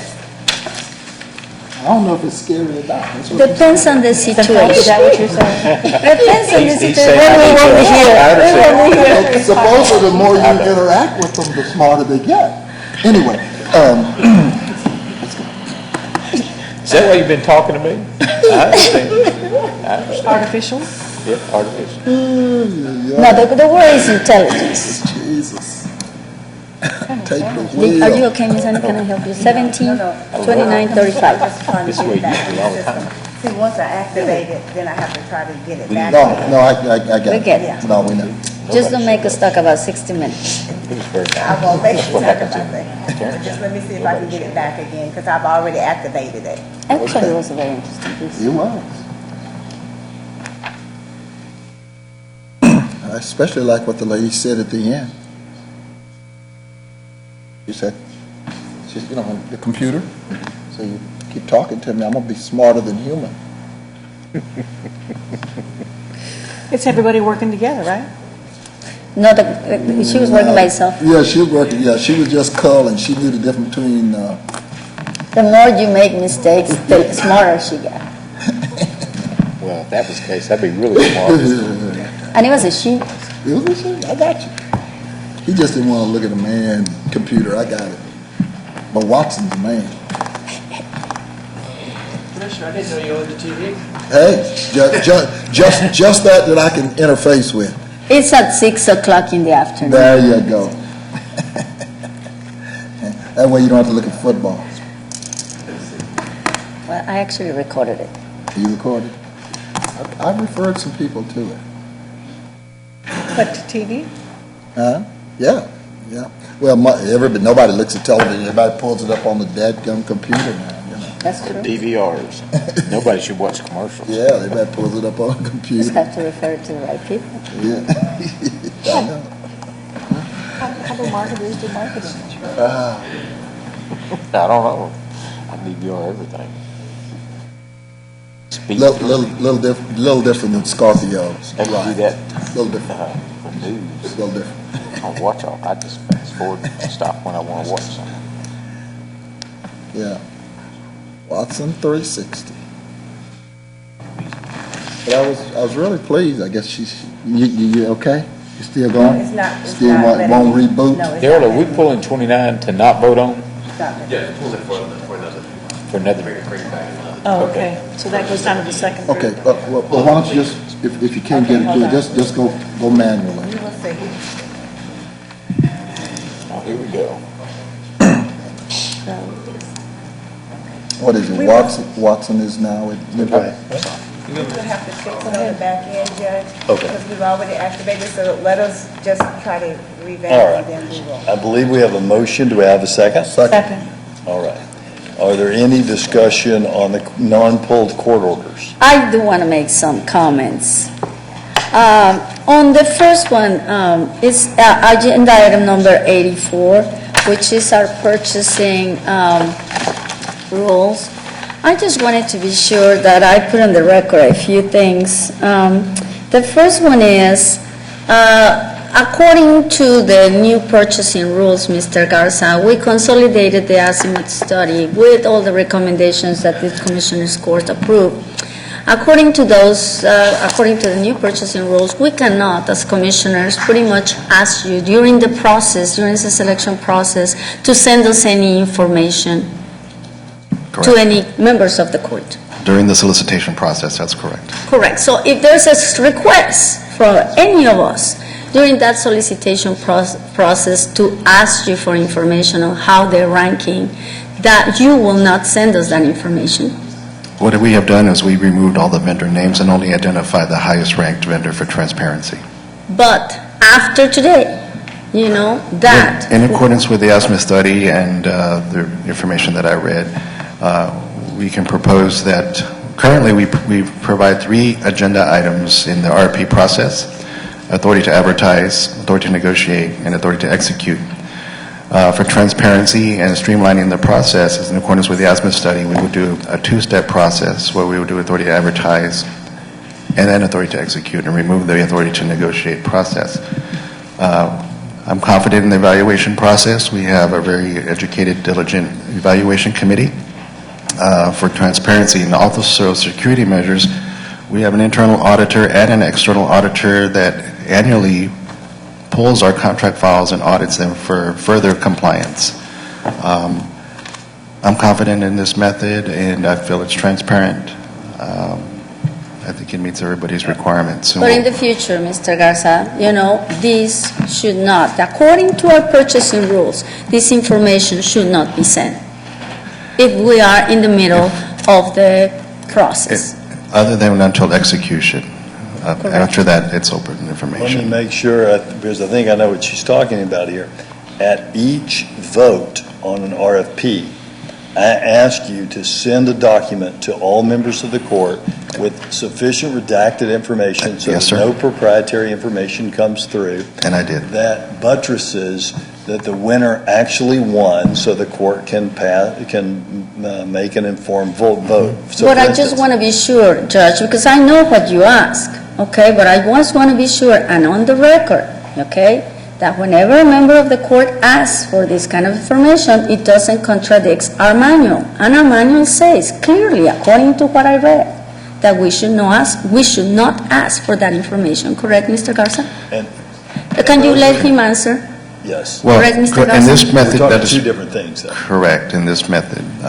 And I understand both parties' information requests. So when I have a request from the court, I provide it to all court members. And so I did receive response and feedback to some court members to remove themselves from this type of communication. So I did do that, but based on the request, I did delete the other vendor names for transparency. But based on this purchasing manual, I feel it's best and transparent that we'd have the 2-step process, because what we bring to court for authority to execute, it did go through the full RFP process. It's full vetted. Evaluation team. It's a strong team. They are provided with roles and responsibilities. They sign non-disclosure forms. So what we bring to court is the highest ranked proposal that we feel meets the requirements in the RFP process. Thank you, Mr. Garza. And to make sure that we understand this, because I don't want to hear later, we can't get the court any information in order to cast an informed vote because of our new purchasing rules, which I'm in favor of, but our new purchasing rules I don't think speak to this matter. At the end of all this, when we have chosen Company A over all the other companies, we're still going to provide to the court members that ask it information sufficient for them to cast an informed vote as to why Company A is the winner. Like when correct? you're pulling all these items today, Judge, yes. But while they're in the middle of the process, no.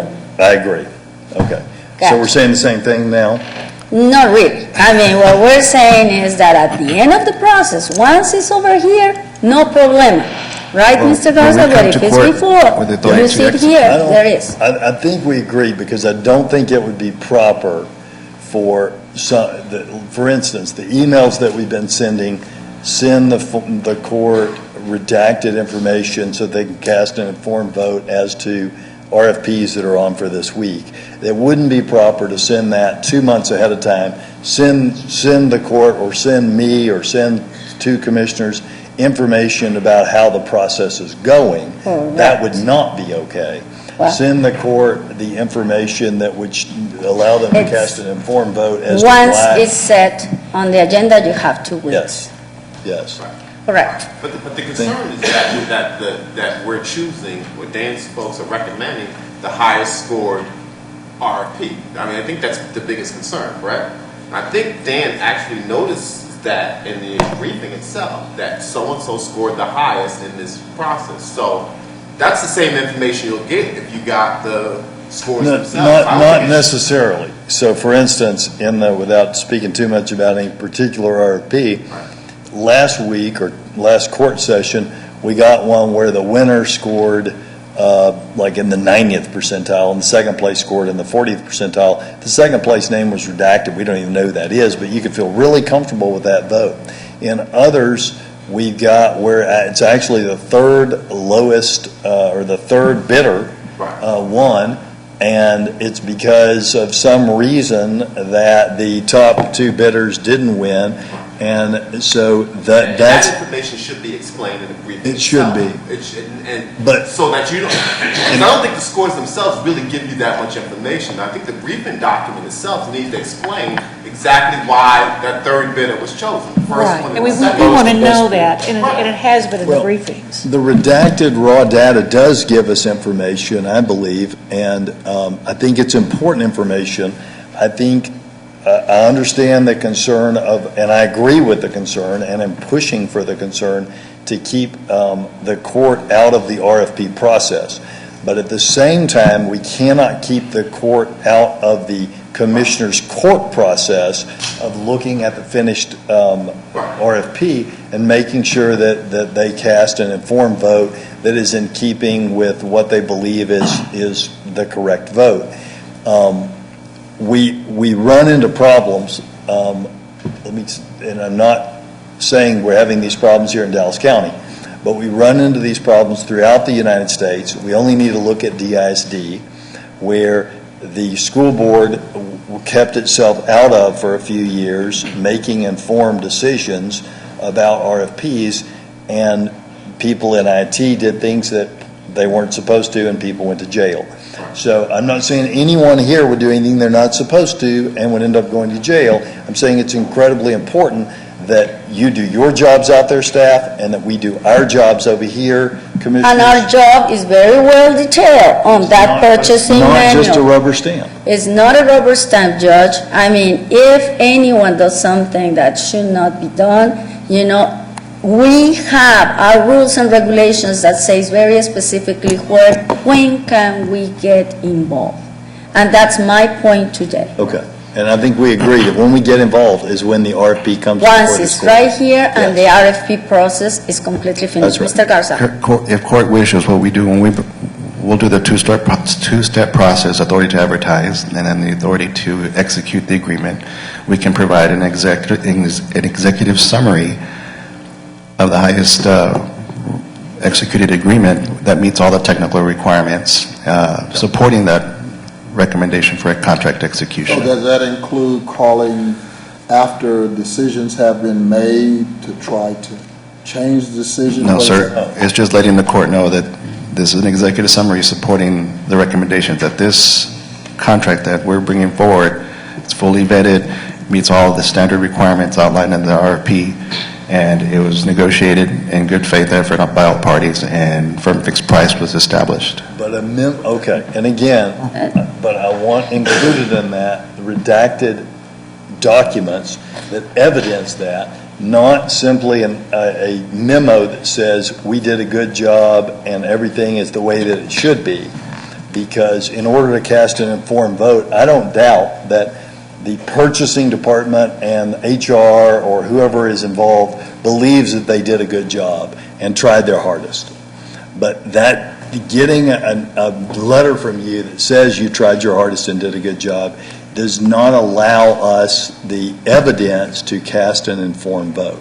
I want the redacted evidence so that, and I understand the concern. The concern is if we had a situation where vendor one, the winner, we weren't able to contract with vendor one, and everyone knew how vendor two scored, and there was a crook on the court, then the crook could tell vendor two secret information and give vendor two a leg up. Okay? Correct, and that only happens if you ask for the information Okay. in advance. But and so redact that information so we won't have that. But at the same time, that can't be an excuse to take the Commissioners Court completely out of the mix so that the Commissioners Court Once you doesn't see have the any item right information here, other than you can ask an questions. affidavit that, or not even an affidavit, but a memo that says, we did a good job, take our word for it. That's. But it's no different than them going back and forth and making a decision and then getting called into our office and trying to dissuade them. What the hell is the difference?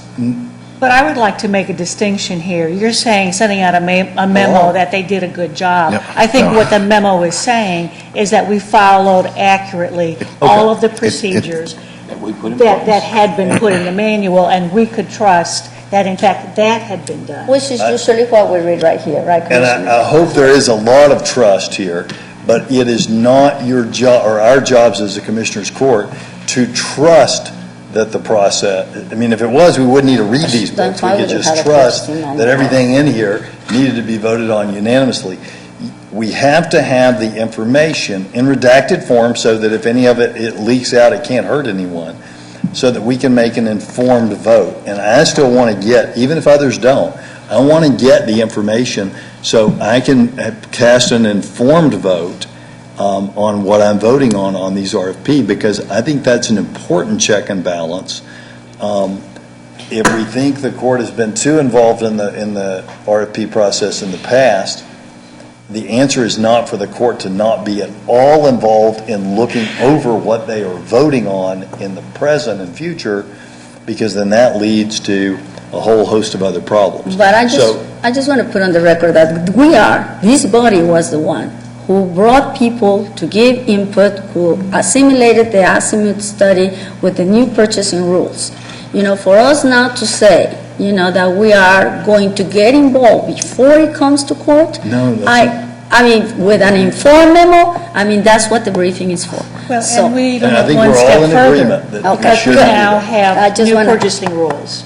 And we have a new purchasing manual incorporating all of that, and that is what is before us to vote on. So I think that we have done our due diligence on that kind of review. We need to stick to it. Correct. And making sure that what we can trust is something that we believe is accurately following rules for transparency and an even playing field. And just to be clear, I still want to get redacted information so that we can cast an informed vote. Even if no one else wants that, I want that information as to not just a document that says we followed all the rules. I don't doubt that you did. I'm very high, by the way, on you, Dan, and the work you've done on this purchasing manual, but I want that information. Is there anything in these purchasing rules that says that would be a problem to give us that? Other than what the Azimuth study recommends. Okay. And the Azimuth study, let's talk, I'm not aware of anything in the Azimuth study, and maybe we need to get Azimuth to come in, because two things I want to clarify on the Azimuth study. I'm not sure everything in the Azimuth study has thus far been incorporated. I'd like to see a spreadsheet of that and bring those things forward. Mr. Garza sent it. Yeah, He on the sent purchasing that. level. But the first time you pulled the purchasing briefing, I saw it. he sent it that. And Mr. Garza, I think and maybe my memory's incorrect, that I sent you back the actual azimuth sheet from, that you may not have had from when azimuth came forward, and it was He different. found it. than- He mentioned in his memo that he found it. And he integrated, I mean, it was a spreadsheet of how the purchasing rules will integrate with the azimuth study. So I'd like for you to come forward, and we'll have Sure. a presentation on that, and make sure all those azimuth things are in fact implemented. But will we continue to get information, not just assurances and memos, but information so we can put. Well, sir, I'm conflicted because I have a direction in our process going forward where we were going to do a two-step process. But you're directing me to bring you this document. With the redaction of the other vendor names, I will do as directed. Well, okay, so if you have a redacted document, are you telling me that, let's say you have 3 bidders, that the first bidder that you're going to request the court to consider to award the contract, for some reason, you've negotiated with them, you bring it, and then something happens, and they're not able to do it, so you're going to go to the second highest? That's correct. Okay, so are you saying that the way that you redact it, there's no way I could tell who those bidders were? Right. I don't think so. Well, first of all, If we can't reach negotiations with the highest ranked, then we would come to court requesting authority to cease negotiations and then begin negotiating with the next highest I ranked bidder. understand, but I now have the information on the other 2 bidders. Because the only time you'll know who the second highest ranked vendor is when we come to court Are you requesting giving the that. judge information on all 3 or just the one Only that one. got it? Just the one. One. Okay. The information So- you get on the others doesn't Let- tell you let enough to Commissioner tell you Cantor what they finish. are. Okay, so if you're giving him, have someone to determine, if you're redacting on that one bidder, have someone to determine where they stood with the other 2 You can't. proposals. Other than when the vendor requests a debrief, and that's after contract execution. Okay. And is the no contact period, it's from the time that it hits the agenda To 10 for the days. RFP Right. until this court enters we approve the court order? That's correct. No, I Or is think it it's for until 10 it's- days after we Is approve it 10 days after for the signing? Court execution It's and 10 court days ordered. After Because of court the possibility Okay. of complaining about it by the losers. Okay. So, but you're telling me that there's nothing in the redacted information that you're giving the judge that could let them know No, any sir. information on where any other bidder stood? They won't have, the vendor names will not be listed. And No. Well, let me, Does it tell the size of the other bidders? The size of Anything the that company, would- how many employees, or any of that stuff? No, You it had has- nothing it has a descriptive on Well, the that- other That's bidders. informed decision. can I answer that real fast? What I've sir. asked No, I you want to the do. purchasing agent. None to of answer. that information is released. He's the one that's redacting the information and sending it to you. I don't want any information about anybody being sent to any court member if it tells them who they are. Okay. It doesn't have that Even information. if it's edited. So what I've asked for is not just the redaction of the names, but the redaction of identifying information. So for instance, if one company, as you point out, was of a large size and one was a small size, that Right. would be something we'd redact. We would redact things. Well, you're only getting one individual. You're only Right, getting the you're one getting- bidder. You're not sending them anybody else. Just the You're winning getting- proposal. You're getting everything about Acme, the winner, and you're getting information about how they compared to others without identifying others. See, I think you can determine from No, you that. can't. By because- process You of can, elimination. you can, absolutely. And that information will be valuable to someone, Judge, and that is my concern. Well, The competitors know who's bidding. In Correct. other words, if I'm in a certain industry, I know who's bidding on this. I know who's proposed. And that's correct. So when we come back with authority to negotiate, we let court know that purchasing received proposals from the following vendors. Correct. So everybody knows the vendor names, but if we remove that process and only come back to court execution, the court doesn't know who responded other than we're recommending executing with the highest ranked vendor. Right. But the vendor may know who all bid, or at least have a good idea who bid. Can I ask just a very quick question of that, something else contained in the manual? Yes. And it's regarding the credit cards. The P-card Could you just program. talk a little bit about where are going to be the controls on who gets cards, and are there limits on amounts and those kinds of things? Yes, currently we have a paper process. It's a pickup purchase order with a $500 threshold on it per transaction. And I did an analysis based on all the staff involvement. There is a cost factor involved. So using a P-card process, we would have the same $500 threshold. It's paperless, it's online, real-time data. We know exactly what was bought, where, and how much. I can track it. We have security measures on all levels with merchant category block codes on the card. We work real closely with the auditor's office as well. It's a test pilot program. We're going to start with facilities and issuing one card for a 6-month period, and we're going to come back to court at a later date to show the benefits of the program to include cost avoidance as well, cost savings and rebate factors. Okay, and facilities is the largest user Yes, ma'am. of small item. Correct. The small item, cost item. And majority of the purchases are with co-op vendors such as Grainger and Gray Bar and Home Depot. Okay, thank you very much. I just wanted to at least talk about it a moment in public. Thank you, Mr. Garza. And I guess all this discussion was to say, it was a lot of work, from this court and your staff and you yourself personally, as well as Mr. I appreciate all of you. That's a huge step forward in transparency and keeping everything above board. And we need so to thank you. follow it. And it was a team effort. I want to thank court administration. They were very supportive as well, and our outside legal team and our DA's office. And I want to shout out to Paul Coggins and Michelle Northcutt, who, Yes. even without, after they had finished being paid, spent hours working on and making sure this complied with our ethics policy and whatnot. And Denise Cheney, who also worked. Denise Cheney, who was getting paid for it, but still did good work. She stopped getting paid also a while ago and still been reviewing for us, so. And for staff who did a lot of the work. Anyway, on Court Order 56, why we used to get standards of care, the continuum of care budget. Why? None of that's with this. Yes, sir. I was reviewing that, and I was going to coordinate with my staff on that because it is grant funded, and it's multiple awards, and so I will need to provide court with the actual awards per agency. Okay, so you're going to do that, but again, the standards and the continuum and the budget's not there.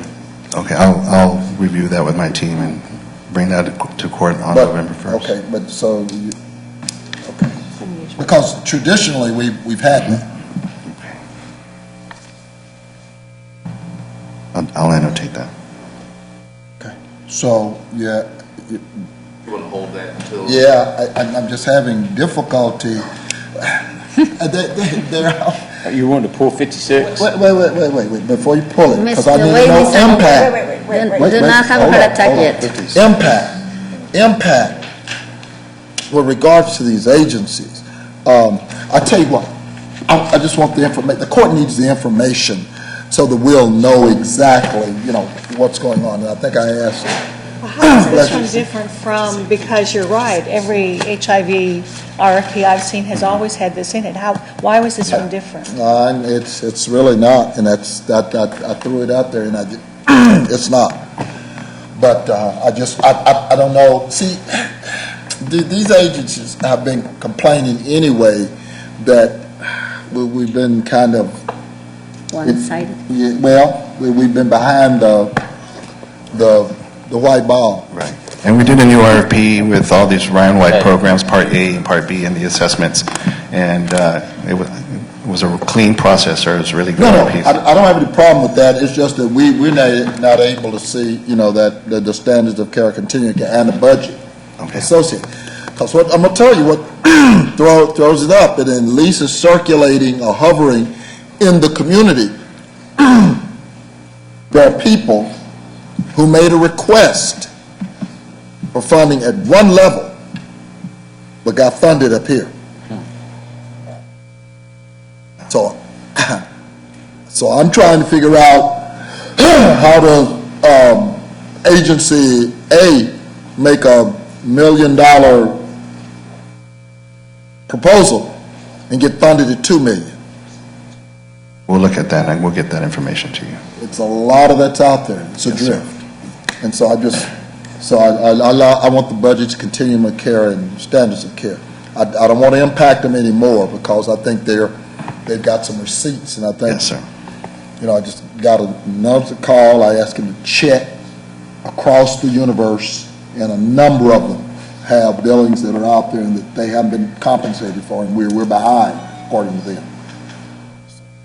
But I do want that. Yes, sir. Okay? Thank you, sir. I don't have anything. I've got just a notice to people. I only see one reporter here, so make sure this gets in the paper, and that is, we have free flu. We're about to vote for free flu shots for people who are low income and without insurance, and that will be at our Health and Human Services building on the 35, and that will start on the 19th, 19th? They've already started.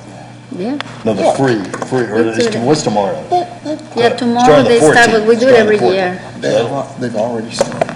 So free flu shot starting We've been tomorrow. doing it. Flu machine, yeah, vaccination, yeah. The other item, I just wanted to thank Mr. Stretcher, I don't see him here, and of course Mr. Basan and everybody that has been working on the, opportunity to look into some options for the homeless will be on item number 80. Thank you so much for your help, Mr. Basan, Mr. Stretcher. Thank you, Mr. Martin.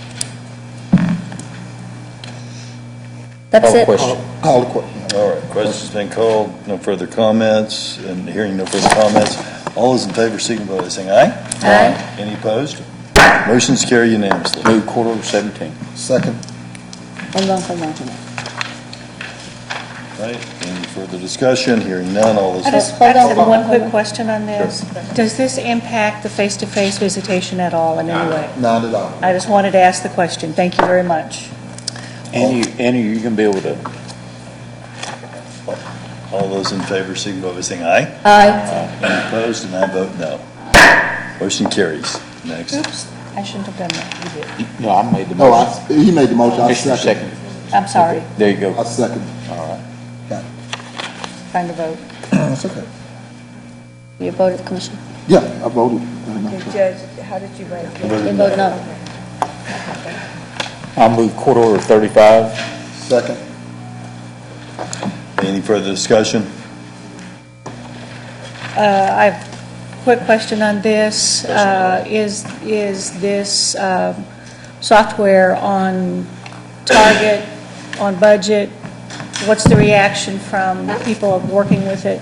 35, actually, of course, we are now have the system, we have the software in our system. It is in the Dallas County environment. It's being tested. We are on schedule. We were a week late getting it from CMC, but we have it now. We're testing it. We will be on schedule to begin implementation in May. Very good. What's the reaction of people who are using it? How are the court coordinators responding to this so far? As far as the court coordinators, they haven't, I don't think they basically have seen it per se as of yet and Correct. stuff there because we're in the process of actually doing the evaluation process. So most certainly we'll let the court know typically I as thought we, they've seen parts of it, though. they have as far as the subject matter experts have up to this particular point, but now we've got it came in 13 sprints, so we have all 13 sprints now together. So certainly we'll basically let the court know. Well, I've been hearing just running into some of the court coordinators that at certain parts of it, that they're very, very pleased, but I just wondered if there'd been any updates on that. Yes, ma'am. We'll canvass them a little bit more formally, and we'll let the court know. Judge Yu and Judge Bowler continue to be very active. Excuse me? Judge Yu and Judge Bowler continue to be very active in our court sessions we have on a monthly basis. And Mr. Warren Post is the project sponsor. So, and their reaction has been, They've been very actively involved. Actively involved, but have they been pleased? No. Well, we don't have anything yet. Correct. Thanks, Wiz. So until we have it, Commissioner, I will abstain on this one. Okay. Any further comments? But they did go to Senator Whitmire. Senator Whitmire told them to go back to the Commissioner's Court. Anyway, go ahead. Any further comments? Hearing none, all those in favor, signify by saying aye. Aye. Any opposed? Any abstentions? Abstain. Thank you for all your work. I move Court Order 68 through 73. Second. Any discussion? Hearing 68 to 74. none, all those in favor, signify by saying aye. Aye. Any opposed? Any abstentions? I abstain. Let her keep. On everything or just the one? On all of those, 68 all through of those. 73. Yeah, no, I'm just asking you, okay. No, she moved the whole thing. Mr. Garza, if we could, We did 68 through 73. Right. I made the motion, Commissioner Price seconded. Correct. It was 4 to an abstention. and an extension. Yeah, correct. Four approved it, 1 abstention by the judge. And Mr. Garza, if we could, I know we've discussed these. I believe these are some of either the 6th or 7th extensions on some of these where this matter is not coming out of purchasing. So for the next court session, could you prepare a document with each of the extensions, when it was originally discussed in court, and each extension from each time an extension was asked for, what was said at that time, and basically what is going on with this that we're unable to get these matters before the court? He's already taken the responsibility. He said it's in his shop. No, I understand it's in your shop, and I appreciate you taking the responsibility, but I'd like for the court and the public to know what's going on in your shop and what's happening with this. Well, and what changes have been made to address some of these issues? I'd like to hear about that. Yes, ma'am. We had 6 janitorial contracts, and I did a history on them, and some of them were lengthy. Some expired 2014 that they have been continuing to extend in order to do new solicitations. We did 4 RFPs to address these 6, which we left 2 in question. So within this agenda, there's 4 agenda items requesting authority to execute, addressing 4 out of the 6, which leaves the 2. But I did have 1 staff member working on the solicitations, and that individual was inundated along doing with other high-profile solicitations. I did some reassignments and reassignments of duties as well to address this and to address turnaround time on contract negotiations for all departments and offices. And so that should mediate the situation from Going happening forward, again. yes, ma'am. But I'd still like that information for our Yes, next sir. court session. When each thing was originally Awarded. discussed for an RFP, which I believe is 2013, and then each time there's been a delay since then. Right. And these initial solicitations were an invitation for bid process, and the new 4 ones, we did an RFP process. So it was strictly based on pricing of the first 6, and so we chose to do a best value method. And I'm speaking about that RFP process. So were you clear on what I'm asking? Well, and the RFP process is based on these new 4 solicitations that we were bringing forward for execution. And 2 others as well, correct? And the 2 that are pending were the invitation for bid on the old method that we're going to bring, that we need to do is for. So I'd like for a document or a spreadsheet showing when this was originally discussed.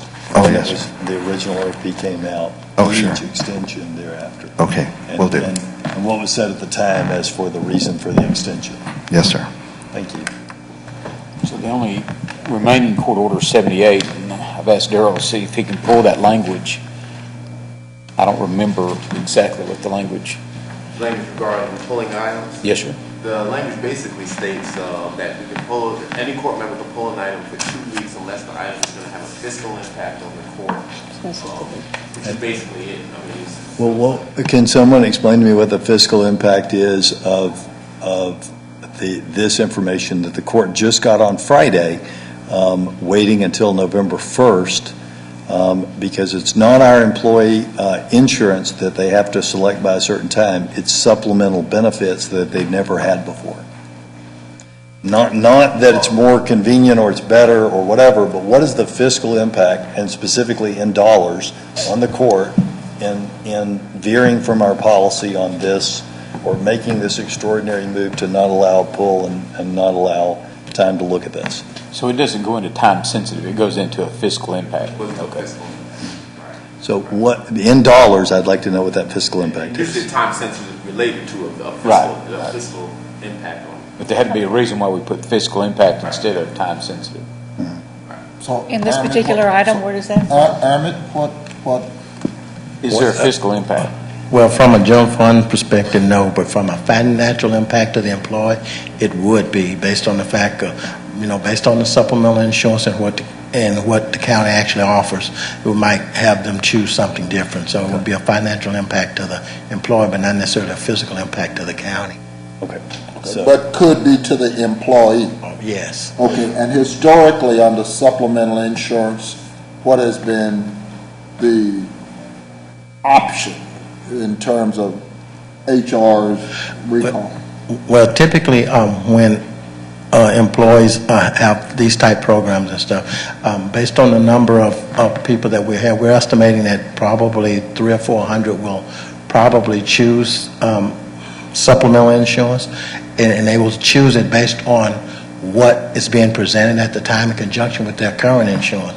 So, they'll determine if they'll, increase their high deductible, lower their HSA. There's a lot of factors involved, but typically, it'll affect probably at least 300 or 400 employees this Enrollment year. goes from what period to what period? November 1st until what time? 2 weeks to 2 weeks? The enrollment period, yes. If 2 somebody weeks. makes a selection before they get the supplemental, can they go back in and change it as long as they meet? well, you can buy the supplemental in February or anytime, can't Well, you? the supplemental, I'm talking about, can they go in and make a change to their county insurance based on what they want to do? no. You can't make changes to the county insurance after the open enrollment closes.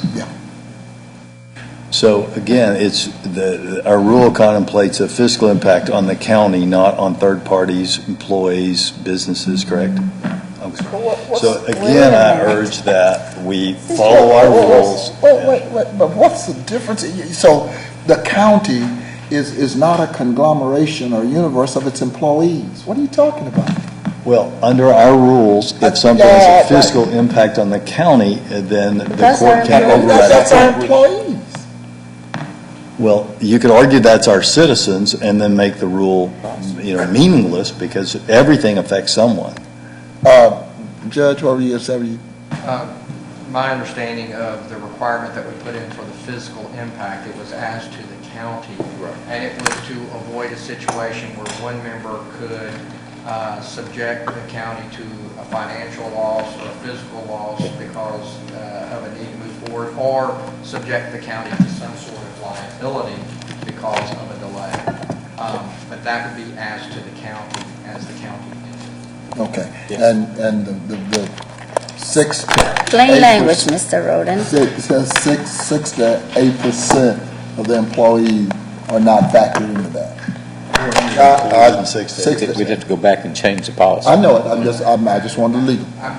What I would say is that would not be a county liability. It would be an impact on employees of the county that could negatively impact them financially from what's being said, because they may end up getting supplemental, or may end up taking out something under the plan and then later would have bought supplemental that would have covered that. Okay. If it had an Okay, impact on last thing, Mr. Graham, are the supplemental vendor, whoever it is, vendors, are they part of the enrollment?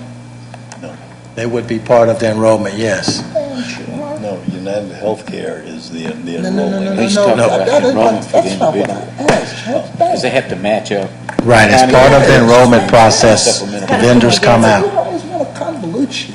Yeah, as part of the enrollment process, the vendor will come out and sit with the employee. They will go, the vendor actually knows our insurance and what we're offering, and they will let the employee look at what we're offering versus what they're offering and try to get them the best. When's the first time the vendor plans to sit with the employee? Would that be November 1st? Yes, that was the intent. And the next meeting of this court is November 1st, correct? But you haven't anticipated you guys are going to approve it, so that would be, Okay, I can't do that. So I can't ask the vendor to go and get all the materials ready, knowing But that you it guys. sounds like there's a majority of this court, regardless of what the is discovered as far as the pricing and the denials and whatnot who want to offer this. I want to. Wait a minute. Don't talk Because first. what you're assuming then is that we just take whatever is out there and do not, and have not talked with people about, okay, what is in this? What has been calculated? What is in the best interest of Well, our then, employees? based on what you're saying, I think it would be safe not to assume that then. Maybe we ought to just do Everyone this wants next to do year. commission. Don't offer any additional benefits to our employees, just do it next year. You know, as you recall, this came about as a result of several vendors approaching the courts concerning supplemental insurance. So we've went through this about a little over a year now. We finally, created an RFP process. And again, we had several vendors, 6 to 8 of them. They came forward. They presented their best packages. Again, strictly paid for by the employees. And we chose, when we broke, I think we chose 2 or 3 to come do further presentation. Now that we chose an Janice, you've official been here, vendor. how long you been here? 20 years. 20 years. You ever seen any stuff like this? Don't get her in the box. No, I don't want to put her in the box. I mean, come on. We're talking about, what are you talking about? 300 or 400 employees, and those employees, a lot of times, are some of our sickest employees. That's all I'm saying. Commissioner, it's funny. In 20 years, I've sat in this court a lot of times. They've never put me down here at the table, and now look what you've done. Yeah, I understand. Hey, that's what happens when you come off the porch. And my point is that, because you do the insurance stuff, the impact. I understand where the judge is trying to go, and I understand the first, but I understand where HR is. But we're talking about 300 or 400. I was part of the committee too, and we went through and vetted a lot of companies, a lot of different plans, tried to find things that would mesh up with our current core plans. People were pushing them into the high deductible. We're trying to find things that would help cover their deductibles if they're out and can't, hospitalization, things like that will pay that deductible for them. So they're able to take advantage of the lower premiums, pay an amount that would actually be the same as what they're paying today, and pretty much have nothing coming out of their pocket if they can be part of the voluntary programs. Right. It was a good thing for the employees. Unfortunately, I think the biggest problem with this is the process is just taking longer than it should have, which is why we're sitting here 2 weeks before open enrollment, because the company is supposed to come help talk to the employees, help them understand what opportunities they have to actually spend a little bit of money, and if they get sick, not have any worries. Right. But again, I'm just trying, and Judge is going to do what he's going to do. I just want it on the record that this has a potential to impact some employees very seriously. Correct? That's absolutely possible. Yeah.